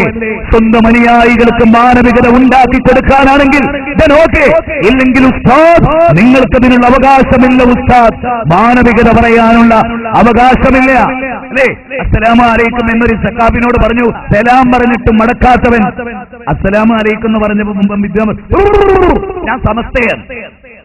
ഈ സമസ്തയല്ല, വ്യവസ്ഥയാ. അതാ നിന്റെ പ്രശ്നം. നിന്നോടൊരു വ്യവസ്ഥ എത്തിയിട്ടുണ്ട് നിന്റെ ഉസ്താദുമാര്. നിന്നെ മനുഷ്യനാക്കൂല. ഇനി അസ്സലാമു അലൈക്കും ഒരു സുന്നിനോടൊരു മുജാഹിദ് പറഞ്ഞ അതിന്റെ അർത്ഥം തന്നെ എന്താ? പടച്ചോന്റെ സഹായം എന്റെ പൊന്നാര സക്കാഫി ഇങ്ങക്ക് ഉണ്ടാട്ടെ. വലൈക്കും അസ്സലാം മുജാഹിദേ നിനക്കുണ്ടാകും. എന്തൊരു മാനസികാവസ്ഥയാണത്. ഹക്കുൽ മുസ്ലിമി അലൽ മുസ്ലിമി സിത്തുൻ. മുസ്ലിങ്ങളും തമ്മിലുള്ള ബാധ്യത 6 എണ്ണമാണ്. നിങ്ങൾ ആലോചിച്ച് നോക്കിയേ. സലാമു അലൈക്കും എന്ന് പറയുമ്പോൾ തന്നെ ഒരു സ്നേഹല്ലേ അല്ലേ? സലാമു അലൈക്കും എന്ന് പറഞ്ഞാൽ കൈ പിടിക്കുമ്പോൾ തന്നെ ഒരു മെസ്സേജ് പാസ്. ഞാനും നീയും വ്യത്യസ്തനല്ലോ, ഒന്നാണ് അല്ലേ? തോന്നിയിട്ടില്ലേ? റസൂലുള്ളാഹി പറയാൻ അസ്തദാനം ചെയ്ത റസൂല് കൈവരിക്കൂല. സഹാബത്ത് പറയാൻ നബി അങ്ങനെ പിടിച്ചു നിൽക്കും. എന്തേ? റസൂല് പെട്ടെന്ന് കൈവരിച്ചാൽ എന്റെ കയ്യിപ്പ പിടിക്കാൻ റസൂലിന് എന്തോ ഒരു പ്രയാസമുണ്ട് എന്ന് തോന്നാതിരിക്കാൻ നോക്കണേ. സഹാബത്ത് പറയാൻ റസൂല് ഞങ്ങൾക്ക് അസ്തദാനം ചെയ്താൽ ഞങ്ങൾ എപ്പോഴാണോ കൈവരിക്കുന്നത് അപ്പോഴേ റസൂല് ഞങ്ങൾക്ക് വിട്ടു തന്നിട്ടുള്ളൂ. അത്ര സ്നേഹമായിരുന്നു. ഇത് മുജാഹിദുകൾ പാടാക്കണം. ബാക്കിയുള്ളവര് അസ്സലാമു അലൈക്കും എന്നിട്ട് ഞാനൊരു സക്കാബിന്റെ നേരെ കൈ കിട്ടി. മൂപ്പര് കയ്യട് പറ്റി. എന്താ പറ്റി? നിങ്ങൾ കേൾക്കണോ? ഒരു ഞാനിപ്പോ താമസിക്കുന്ന പുതിയ പ്രദേശത്ത് അവിടെ സ്കൂൾ വിട്ടിട്ട് ചെറിയ കുട്ടികൾ തൊപ്പി ധരിച്ച് 5ാം ക്ലാസ് കുട്ടികൾ, അവരെ കൂടെ ഒരു 5-6 ചെറിയ മക്കള് ആൺകുട്ടികളാണ്. ഞാൻ അവരോട് എന്നും സലാം പറയും. ഒരു സലാം എടുക്കൂല. ഒരു ദിവസം ഞാൻ ഇപ്പൊ കഴിഞ്ഞ 3-4 ദിവസങ്ങൾക്ക് മുമ്പുള്ള സംഭവം സലാം പറഞ്ഞപ്പോ ഒരു ചെറിയ മോന്, എന്റെ 3 മക്കളിൽ ആയിഷയുടെ പ്രായമുള്ള ഒരു ചെറിയ മോൻ, അവൻ എന്നോട് പറയുന്നു, പോടോ ഇവിടുന്ന്, എന്നോട് സലാം പറയാൻ ഞങ്ങളില്ല. ബാലനോട് പോയി സലാം പറഞ്ഞോ? മൊയ്തീൻ ചെയ്യുന്ന കാപ്പറാക്കിയവനായി ഓൻ ഇളിച്ചിട്ടൊരു സലാം, ഒരു ചെറിയ പൈതല്. അപ്പൊ എനിക്ക് ആ കുട്ടീനോട് ദേഷ്യമല്ല തോന്നി, അപാരമായ സ്നേഹം. എന്നിട്ട് ഞാൻ മനസ്സിൽ വിചാരിക്കണം, പടച്ചോനെ ഏത് ഉസ്താദിന്റെ കയ്യിലാണ് പടച്ചോനെ ഈ മനുഷ്യക്കുട്ടി കിട്ടി? ഏത് ജന്തുവിന്റെ കൈകളിലായി ഈ കുട്ടിനെ കിട്ടിയത്? ആലോചിച്ച് 8ഉം 8ഉം തിരിയാത്ത പൈതലിന്റെ മനസ്സിൽ സ്വന്തം മതസമൂഹത്തിൽപ്പെട്ടവനോട് നിങ്ങളാണോ ഷഫാസ് ടൈഗർ ബോയ്സിന് പ്രവർത്തിച്ചവനാ? തടിയന്റെ ഇവിടെ നസീർ ടൈഗർ ബോയ്സുകാർക്ക് ക്ലാസ് എടുത്തവനാ? നിങ്ങൾ അറിയണം, മുജാഹിദ് പ്രസ്ഥാനത്തിൽ അങ്ങനെ ഒരാളില്ല, ഇല്ല, ഉണ്ടാവില്ല. വെച്ച് പൊറപ്പിക്കില്ല ഞങ്ങള്. ആർക്കെങ്കിലും അങ്ങനെ ഉണ്ടോ? അവനെ വെച്ച് പൊറപ്പിക്കില്ല. അങ്ങനെ ഉണ്ടോ? ഇല്ല, ഉണ്ടായിട്ടില്ല. ഒരു മുജാഹിദിനെ കൊണ്ടത് പറയാൻ കഴിയില്ല. ഇല്ല, ഒരു മുജാഹിദ് ഒരു നാട്ടിൽ കലാപം തുടങ്ങിയിട്ടില്ല. കാരണം എന്താ? അതിനൊരു കാരണമുണ്ട്, അത് പറഞ്ഞാൽ അതെ. ഞങ്ങൾ ചെറിയ കുട്ടികളോട് അതിനൊരു പ്രധാനമായ കാരണമുണ്ട്. അതെന്താ? കേട്ടോളൂ. വിശുദ്ധ ഖുർആനാണ് ഉദ്ധരിക്കുന്നത്. മുജാഹിദുകളെ നമുക്കാണ് ആദ്യം ജീവിതത്തിൽ എല്ലാം ഉണ്ടാവുന്നത്. കാരണം ഖുർആനും സുന്നത്തും നായിക്ക് 40 വട്ടം പറയുന്നവര് നമ്മളാണ്, വേറെ ആരും പറയാറില്ല. ഇല്ല, ഇതിന്റെ തൊട്ടപ്പെടുത്തപ്പോ ഒരു അന്താരാഷ്ട്ര ബഡായി നടക്കുന്നുണ്ട് ജമാഅത്തുകാരന്റെ അന്താരാഷ്ട്ര ബഡായി. അറബ് വസന്തം. ഇത് അവിടെ അറബികൾ തമ്മിൽ തല്ലി ചോര ചെന്തുന്നതിന് ഓന് വസന്ത, ഓന് സുഗന്ധവും വസന്തവും ഉണ്ടാവും. ഷിയാക്കളോട് കൂറുപുലർത്തുന്നവന് സുഗന്ധവും ഉണ്ടാവും, വസന്തവും ഉണ്ടാവും. ഒരു കലാപങ്ങളൊക്കെ വസന്ത. ഇന്ത്യ രാജ്യം സ്വാതന്ത്ര്യം അനുഭവിക്കുന്നതിന് 1000 വട്ടം ശാപം എന്ന് പറഞ്ഞാ നമ്മൾ നേടിയ സ്വാതന്ത്ര്യത്തിന്റെ മണ്ണിൽ വയലേറിയുന്നത്. അതോട് ഓർക്കണം സാന്ദർഭികമായിട്ട്. മുജാഹിദുകൾ കലാപത്തിന് കൊടിയേണ്ടാതിരിക്കാൻ ഒരു കാരണമുണ്ട്. അതിന് വിശുദ്ധ ഖുർആന്റെ ഒരു വചനം, ഒരുപാട് വചനം, അതിലൊരു വചനം അതെന്താ? വത്തഖൂ ഫിത്ന ലാ തുസീബന്നല്ലദീന ളലമൂ മിൻകും ഖാസ്സ വഅലമൂ അന്നല്ലാഹ ശദീദുൽ ഇഖാബ്. വത്തഖൂ, നിങ്ങൾ സൂക്ഷിക്കണം. ഓർക്കണേ, ഖുർആനിലെ 8-ാം അധ്യായം, ഖുർആനിലെ 8-ാം അധ്യായം 25-ാമത്തെ വചനം. വത്തഖൂ ഫിത്ന, നിങ്ങൾ കുഴപ്പത്തെ സൂക്ഷിക്കണം.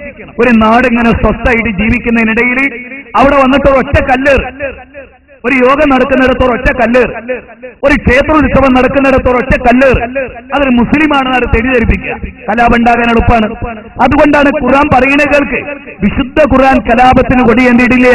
ഇല്ല. വത്തഖൂ ഫിത്ന, നിങ്ങൾ കുഴപ്പത്തെ സൂക്ഷിക്കണം. എന്നിട്ട് പറയാൻ ലാ തുസീബന്നല്ലദീന ളലമൂ മിൻകും ഖാസ്സ. ഫിത്ന ഉണ്ടായാൽ എന്തിനാ സൂക്ഷിക്കണം എന്ന് പറയുന്നത്? ഫിത്ന ഉണ്ടായാല്, കുഴപ്പമുണ്ടായാല്, കുഴപ്പത്ത് പങ്കെടുക്കാത്തവരെയും അത് ബാധിക്കും. നോക്കണേ, നിങ്ങളൊന്നും ഇതിന് പങ്കെടുത്തില്ല, പക്ഷെ കുഴപ്പക്കാരെ നിങ്ങളിട്ട് തടഞ്ഞതുമില്ല എങ്കിൽ നിങ്ങളെയും കൊണ്ടേ അത് പോകും. നിരപരാധികളെ ശിക്ഷിക്കപ്പെടുക, നിരപരാധികളുടെ വീടുകൾ ആക്രമിക്കപ്പെടുക, നിരപരാധികളുടെ കടകൾ ആക്രമിക്കപ്പെടുക, നിരപരാധികളുടെ ഷോപ്പുകളെ കത്തിച്ചാമ്പലാകുക, നിരപരാധികളുടെ കാറുകൾ അടിച്ചു തകർക്കുക. ഒരുപക്ഷെ ഒരു കുടുംബത്തിന്റെ മോഹായിരിക്കും ഒരു കാറ്, എത്രയോ കാലം ആറ്റു നോക്കിയിട്ടായിരിക്കും ഒരു കാറ് വാങ്ങല്. നിഷ്പ്രയാസം ഇരുമ്പ് ദണ്ടുകളെ കൊണ്ടുവന്ന് അടിച്ച് ചാമ്പലാക്കി. ഏത് സമൂഹവും ഇതൊന്നും ശരിയാണോ? ഇതൊക്കെ മാനവികതയാണോ? അതുകൊണ്ട് വത്തഖൂ ഫിത്ന, കുഴപ്പത്തെ സൂക്ഷിക്കണം. വലാ തുഫ്സിദു ഫിൽ അർളി ബഅദ ഇസ്ലാഹിഹാ, ഭൂമിയിൽ സമാധാനം സ്ഥാപിച്ചതിന് ശേഷം അവിടെ നിങ്ങൾ കുഴപ്പമുണ്ടാക്കരുത്. ഖുർആനിലെ 7-ാം അധ്യായം 56, 57 വചനം, 55, 56, 57 വചനം. വലാ തുഫ്സിദു ഫിൽ അർളി ബഅദ ഇസ്ലാഹിഹാ, ഭൂമിയിൽ ഇസ്ലാഹ് ഉണ്ടായതിനു ശേഷം അവിടെ കുഴപ്പമുണ്ടാക്കരുത്. അറിയാലോ എത്രത്തോളം എന്നറിയോ? എത്രത്തോളമാണത് ഇസ്ലാമിന്റെ അത്ഭുതമേ ഈ ദർശനം. മുആദ് ബിൻ ജബൽ റളിയല്ലാഹു അൻഹു, അദ്ദേഹം ഇശാക്ക്, സുബഹിക്ക്, മഗ്രിബിന് ഒക്കെ ഇമാമ നിൽക്കുകയാണ്. മുസ്ലിങ്ങൾക്ക് വേണ്ടി നമസ്കാരത്തിന് ലീഡറായിട്ട് നിൽക്കുകയാണ്. പ്രായം ചെന്ന ആളുകൾ റസൂലുള്ളാഹിനോട് പറഞ്ഞു, മുആദ് കുഴപ്പക്കാരനാണ്, ശ്രദ്ധിക്കണേ, എല്ലാവരും ശ്രദ്ധിക്കണേ, എത്രത്തോളം ഇസ്ലാം ഇടപെടുന്നു എന്ന് പറയാനാ. അപ്പൊ റസൂലുള്ളാഹി ചോദിച്ചു, മുആദ്, നീ ഒരു കുഴപ്പക്കാരനാണോ? എന്താ പ്രശ്നം എന്നറിയോ നിങ്ങള്? പ്രായം ചെന്നവരുടെ പ്രായം മാനിക്കാതെ ഖുർആൻ ഓതി ദീർഘമായി റസൂലുള്ളാഹി പറയാ, അതുപോലും കുഴപ്പമാണ്. പ്രായം ചെന്നവന് പ്രയാസമുണ്ടാക്കുന്ന ദീർഘമായ ഓത്തുപോലും ഫിത്നയാണ് എന്ന് പഠിപ്പിച്ച ആളാണ് ആര്? മുഹമ്മദ് സല്ലല്ലാഹു അലൈഹി വആലിഹി വഅസ്ഹാബിഹി വസല്ലം.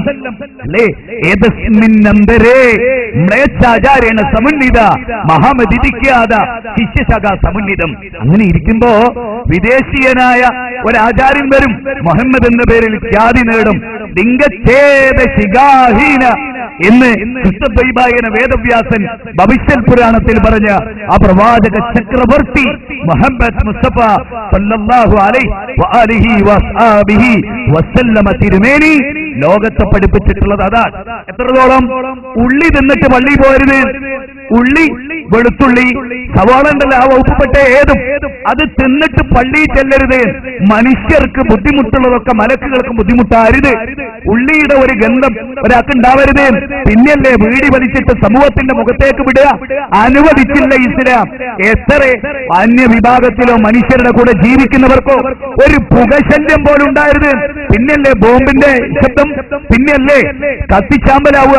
അതുകൊണ്ട് അരുത്. കാഞ്ഞങ്ങാടിന്റെ മണ്ണിൽ ചിന്തയുടെ ഒരു പുതിയ ലോകത്തേക്ക് നിങ്ങളെ കൈപിടിച്ചുയർത്തുമ്പോ ഓർക്കണം, ദീർഘായുസ് നൽകിയിട്ടുണ്ടെങ്കിൽ അത് സമൂഹത്തിന് സേവനം ചെയ്യാനാണ്. എന്റെ ഓരോ പ്രവർത്തനങ്ങളും എന്റെ സമൂഹത്തിനല്ല, മാനവകുലത്തിന്. കുൻതും ഖൈറ ഉമ്മ ഉഖ്രിജത് ലിന്നാസ് തഅമുറൂന ബിൽ മഅറൂഫ് വതൻഹൗന അനിൽ മുൻകർ വൽതകും മിൻകും ഉമ്മ യദഊന ഇലൽ ഖൈർ യഅമുറൂന ബിൽ മഅറൂഫ് വയൻഹൗന അനിൽ മുൻകർ വകദാലിക ജഅൽനാകും ഉമ്മത്തൻ വസത ലിതകൂനു ശുഹദാ അലൻ നാസ് വയകൂന റസൂലു അലൈക്കും ഷഹീദാ. അതാണ് ഖുർആനിലെ 3-ാം അധ്യായം 104-110 വചനം.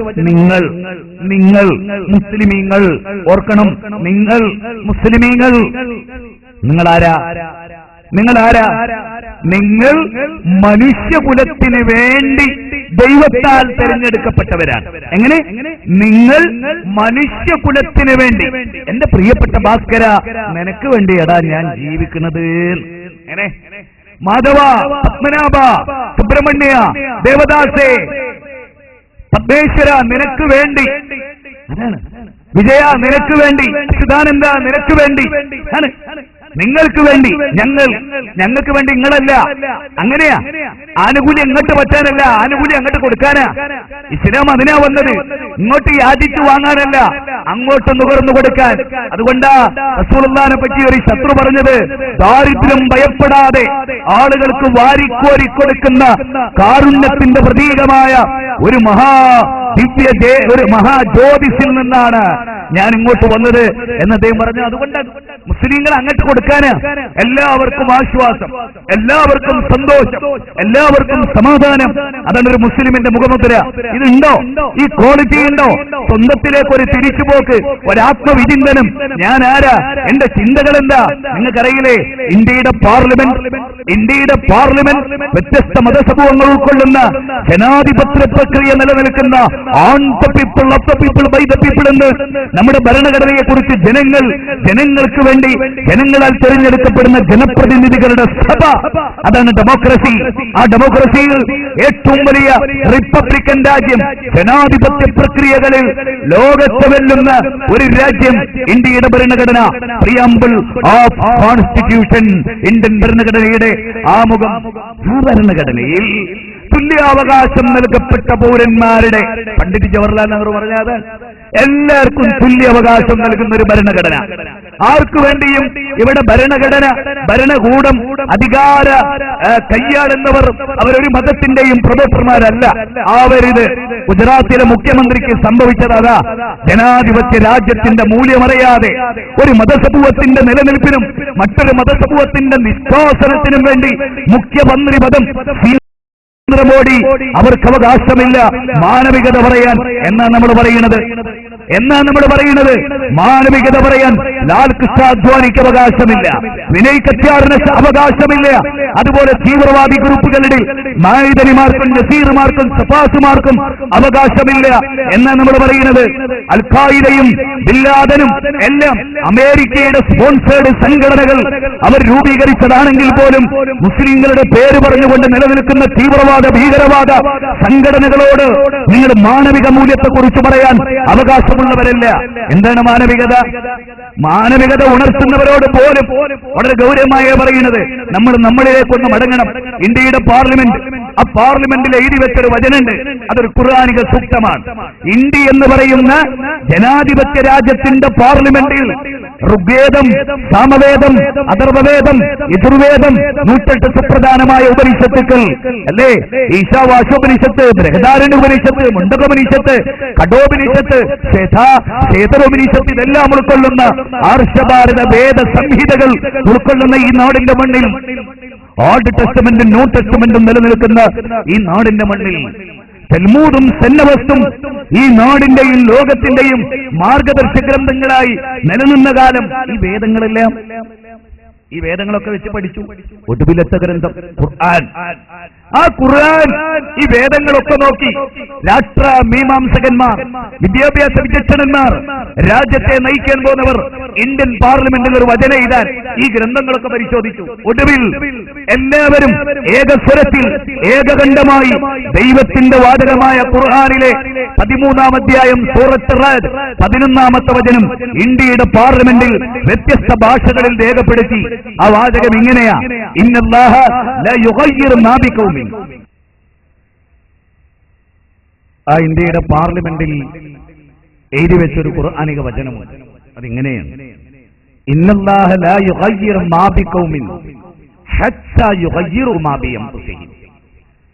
ഒരു ജനത സ്വയം മാറ്റത്തിന് തയ്യാറാകാത്ത കാലത്തോളം, ഒന്നുകൂടെ ആലോചിച്ചേ മക്കളെ, യുവാക്കളെ, ചെറുപ്പക്കാരെ, എന്റെ അനുജന്മാരെ, ഒന്ന് ആലോചിച്ചേ. ഒരു ജനത സ്വയം മാറ്റത്തിന് തയ്യാറാകാത്ത കാലത്തോളം അള്ളാഹു അവരെ പരിവർത്തിപ്പിക്കുകയില്ല. നോക്കണം. അപ്പൊ ഒരു ജനത സ്വയം മാറ്റത്തിന് സന്നദ്ധരാകണം. ഞാനിവിടുത്തെ മുസ്ലിങ്ങളോട്, മുജാഹിദുകളോട്, നിങ്ങൾ നിസ്സാരന്മാരല്ല, നിങ്ങൾക്ക് പേടിയുണ്ടാവാൻ പാടില്ല. നിങ്ങളുടെ ദൗത്യം അപാരമാണ്.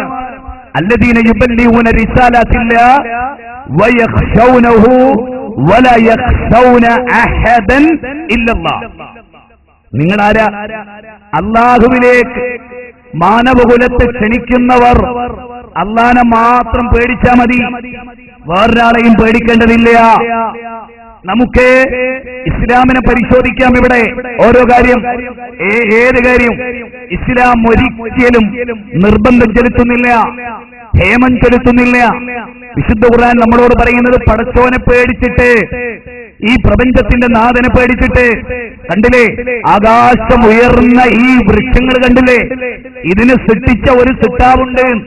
കല്ലും മുള്ളും മുരടും മൂർഖൻ പാമ്പും കാഞ്ഞിരക്കുറ്റിയും ആൽത്തറകളും അക്ബറുകളും ചാറങ്ങളും പുണ്യപുഷ്പങ്ങളും മണ്ഡപങ്ങളും ശ്രീകോവിലുകളും ആൽത്താരകളും മനുഷ്യദേവി ദേവ ദീവി സങ്കല്പങ്ങളും ഇതൊന്നും ആരാധിക്കപ്പെട്ടുകൂടാ എന്ന് പറയുന്നത് ഏതെങ്കിലും ഒരു സമൂഹത്തോടുള്ള വെറുപ്പല്ല. അവർ സൃഷ്ടികളാകുന്നു. സൃഷ്ടാവിനെ ആരാധിക്കുക. മാധവ, ദേവദാസേ, സുരേന്ദ്ര, സുബ്രഹ്മണ്യ, എടാ, ഈ അനന്ത വിസ്തൃതമായ ആകാശമില്ലേ, അല്ലേ, കല്യാണി അമ്മേ, ദമയന്തി, അവരെ വിളിച്ചിട്ട് പറയണണ്ട്, സൂര്യനെ കണ്ടില്ലേ? അനന്തപരകോടി ജീവജാലങ്ങൾ ഉൾക്കൊള്ളുന്ന ഈ മഹാപ്രപഞ്ചത്തെ കണ്ടില്ലേ?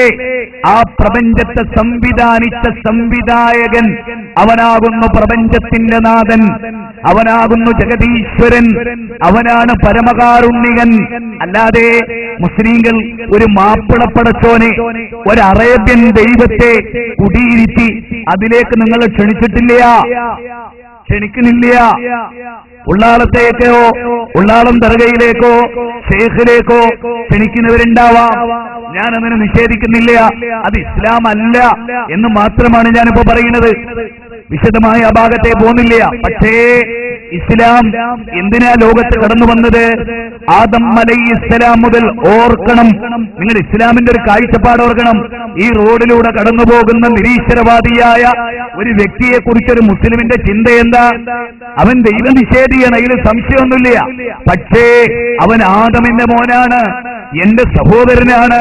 മനുഷ്യൻ എന്ന നിലയ്ക്ക് എനിക്ക് അവനോട് ബന്ധമുണ്ട്, ഞാൻ അവനുമായി സൗഹൃദം വെച്ച് പുലർത്തുന്നുണ്ട്. അവൻ നിരീശ്വരവാദി ആയതുകൊണ്ട് ഞാൻ അവന്റെ കഴുത്തരിയില്ല, അവൻ ബഹുദൈവ വിശ്വാസി ആയതുകൊണ്ട് ഞാൻ അവന്റെ തലയറിയില്ല. കാരണം അവൻ എന്ത് വിശ്വസിക്കണമെന്ന് തീരുമാനിക്കാൻ അവൻ അവകാശമുണ്ട്. ദൈവം അത് വകവെച്ചു കൊടുത്തിട്ടുണ്ട്. ഖുർആനിൽ എത്ര സ്ഥലം. ഉദാഹരണം, എന്റെ പ്രിയപ്പെട്ട അമുസ്ലിം സുഹൃത്തുക്കളോട് സ്നേഹത്തോടെ, ശത്രുത കൊണ്ട് കാര്യമില്ല, നേട്ടല്ല, കലാപം കൊണ്ട് നേട്ടല്ല, പിച്ചാത്തിക്ക് മൂർച്ച കൂട്ടിയിട്ട് കാര്യമല്ല. പണ്ടത്തെ പിന്നെ അവനവൻ മറ്റുള്ളവന്റെ പണ്ടത്ത് കത്തികേറ്റിയിട്ട് സ്വാസ്ഥ്യം നഷ്ടപ്പെടുമെന്നല്ലാതെ ഒരു സുഖവും സന്തോഷവും അതുകൊണ്ടില്ല പ്രിയപ്പെട്ടവരെ എന്ന് നിങ്ങൾ മനസ്സിലാക്കണം. അവിടെ ഇസ്ലാം ലാ ഇക്റാഹ ഫിദ്ദീൻ ഫിദ്ദീൻ. അതിന്റെ അർത്ഥം ഇതാണ്. ഖുർആനിലെ 2-ാം അധ്യായം സൂറത്ത് ബഖറ, വിശുദ്ധ ഖുർആനിലെ ഏറ്റവും വലിയ അധ്യായം, 286 സൂക്തങ്ങളുള്ള മദീനയിൽ അവതരിച്ച നിയമാവലികളുടെ ക്രോഡീകരണമായ സൂറത്ത് ബഖറ പ്രഭാതത്തിലും പ്രദോഷത്തിലും വീട്ടിൽ വെച്ച് ഓതാൻ മുഹമ്മദ് നബി പഠിപ്പിക്കുകയും പൈശാചിക ബാധ ഉണ്ടാവില്ല എന്ന് പഠിപ്പിച്ച ബർക്കത്താക്കപ്പെട്ട സൂറത്ത് ബഖറ.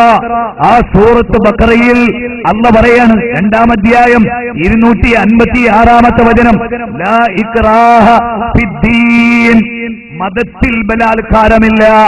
ഹിന്ദു മതത്തിൽപ്പെട്ട സുരേഷിനെ മുസ്ലിമാക്കാൻ വാള് ചൂണ്ടിക്കാണിച്ച് ഭീഷണിപ്പെടുത്തരുത് എന്ന് ലോകത്തെ പഠിപ്പിച്ച മതം, ഗ്രന്ഥം. ആ ഗ്രന്ഥം അടിവരയുടെ ചുവന്ന ഭാഗം അടിവരയിടാതെ കൊടുത്തില്ലേ നസീർ? ചുവന്ന അടിവരയിട്ട സൂക്തങ്ങൾ, ആ അടിവരകളില്ലാത്ത ഖുർആനിക ഗ്രന്ഥം. ആ ഖുർആൻ മനുഷ്യന്റെ മുമ്പിൽ പറഞ്ഞതെന്താ? ലാ ഇക്റാഹ ഫിദ്ദീൻ, മതത്തിൽ ബലാത്കാരമില്ല, ഹേമം ചെലുത്തലില്ല, നിർബന്ധമില്ല. എന്തുകൊണ്ട്? നന്മയും തിന്മയും വേർതിരിഞ്ഞു. നന്മ ഏതെന്ന് തിന്മ ഏതെന്ന് സുവ്യക്തമായി രേഖപ്പെടുത്തപ്പെട്ടു. അതുകൊണ്ട് ഒരു മനുഷ്യന് ഏത് നന്മ ഏത് തിന്മ എന്നവന് തിരഞ്ഞെടുക്കാനുള്ള അവകാശമുണ്ട്. ഉദാഹരണം നിങ്ങൾക്കറിയാം, മൂത്രമൊഴിച്ചാൽ കഴുകൽ നല്ലതല്ലേ? അല്ലേ? മൂത്രമൊഴിച്ച് മനുഷ്യർ അവന്റെ ഗുഹ്യസ്ഥാനം പച്ചവെള്ളം ഉപയോഗിച്ച് കഴുകി വൃത്തിയിൽ കൊണ്ടു നടക്കൽ നല്ലൊരു കാര്യമല്ലേ? അത് ഇസ്ലാം മനുഷ്യരെ പഠിപ്പിക്കുകയാണ്. അത് സ്വീകരിച്ച ഹിന്ദുവിന് വല്ല നഷ്ടമുണ്ടോ? ക്രിസ്ത്യാനിക്ക് വല്ല നഷ്ടമുണ്ടോ? നിരീശ്വരവാദിക്ക് വല്ല നഷ്ടമുണ്ടോ? മുസ്ലിങ്ങളിൽ പെട്ടവർക്ക് തന്നെ വല്ല നഷ്ടമുണ്ടോ? ലാഭമല്ലാതെ വൃത്തി ലാഭമല്ലേ? സംസ്കാരം ലാഭമല്ലേ? ആരോഗ്യത്തെ പ്രൊട്ടക്ട് ചെയ്യലല്ലേ? അല്ലേ? യൂറിൻ എന്ന് പറയുന്നത് മോശമല്ലേ? ലിംഗത്തിന്റെ അഗ്രഭാഗത്ത് ഉൽപ്പാദിപ്പിക്കപ്പെടുന്ന സ്മഗ്മ ക്യാൻസറിന് കാരണമാവില്ലേ? അതുകൊണ്ട് ചേലാകർമ്മം ചെയ്യൽ ആരോഗ്യദായകമാണെന്ന് വൈദ്യശാസ്ത്രം പറയുന്നതിന്റെ നൂറ്റാണ്ടുകൾക്ക് മുമ്പ് ലിംഗഛേദ ശിഖാഹീന, ലിംഗത്തിന്റെ അഗ്രഭാഗം കട്ട് ചെയ്യുന്ന മുസ്ലിങ്ങൾ എന്ന് കൃഷ്ണദ്വൈപായന വേദവ്യാസൻ പ്രവാചകനുയായികളെ കുറിച്ച് പറഞ്ഞിട്ടുണ്ടെങ്കിൽ അത് മാനവികമല്ലേ? അതേ ചിന്തിക്കാനുള്ളൂ. ഇപ്പൊ ഇതുപോലെ ജനസദസ്സുകളെ വിളിച്ചു വരുത്തി ഇസ്ലാം എന്നതാണ് എന്നവരെ അറിയിക്കുക. എന്നിട്ട് അവരോട് എന്ത് പറയാ? ഇമ്മാ ഷാക്കിറൻ വ ഇമ്മാ കഫൂറാ.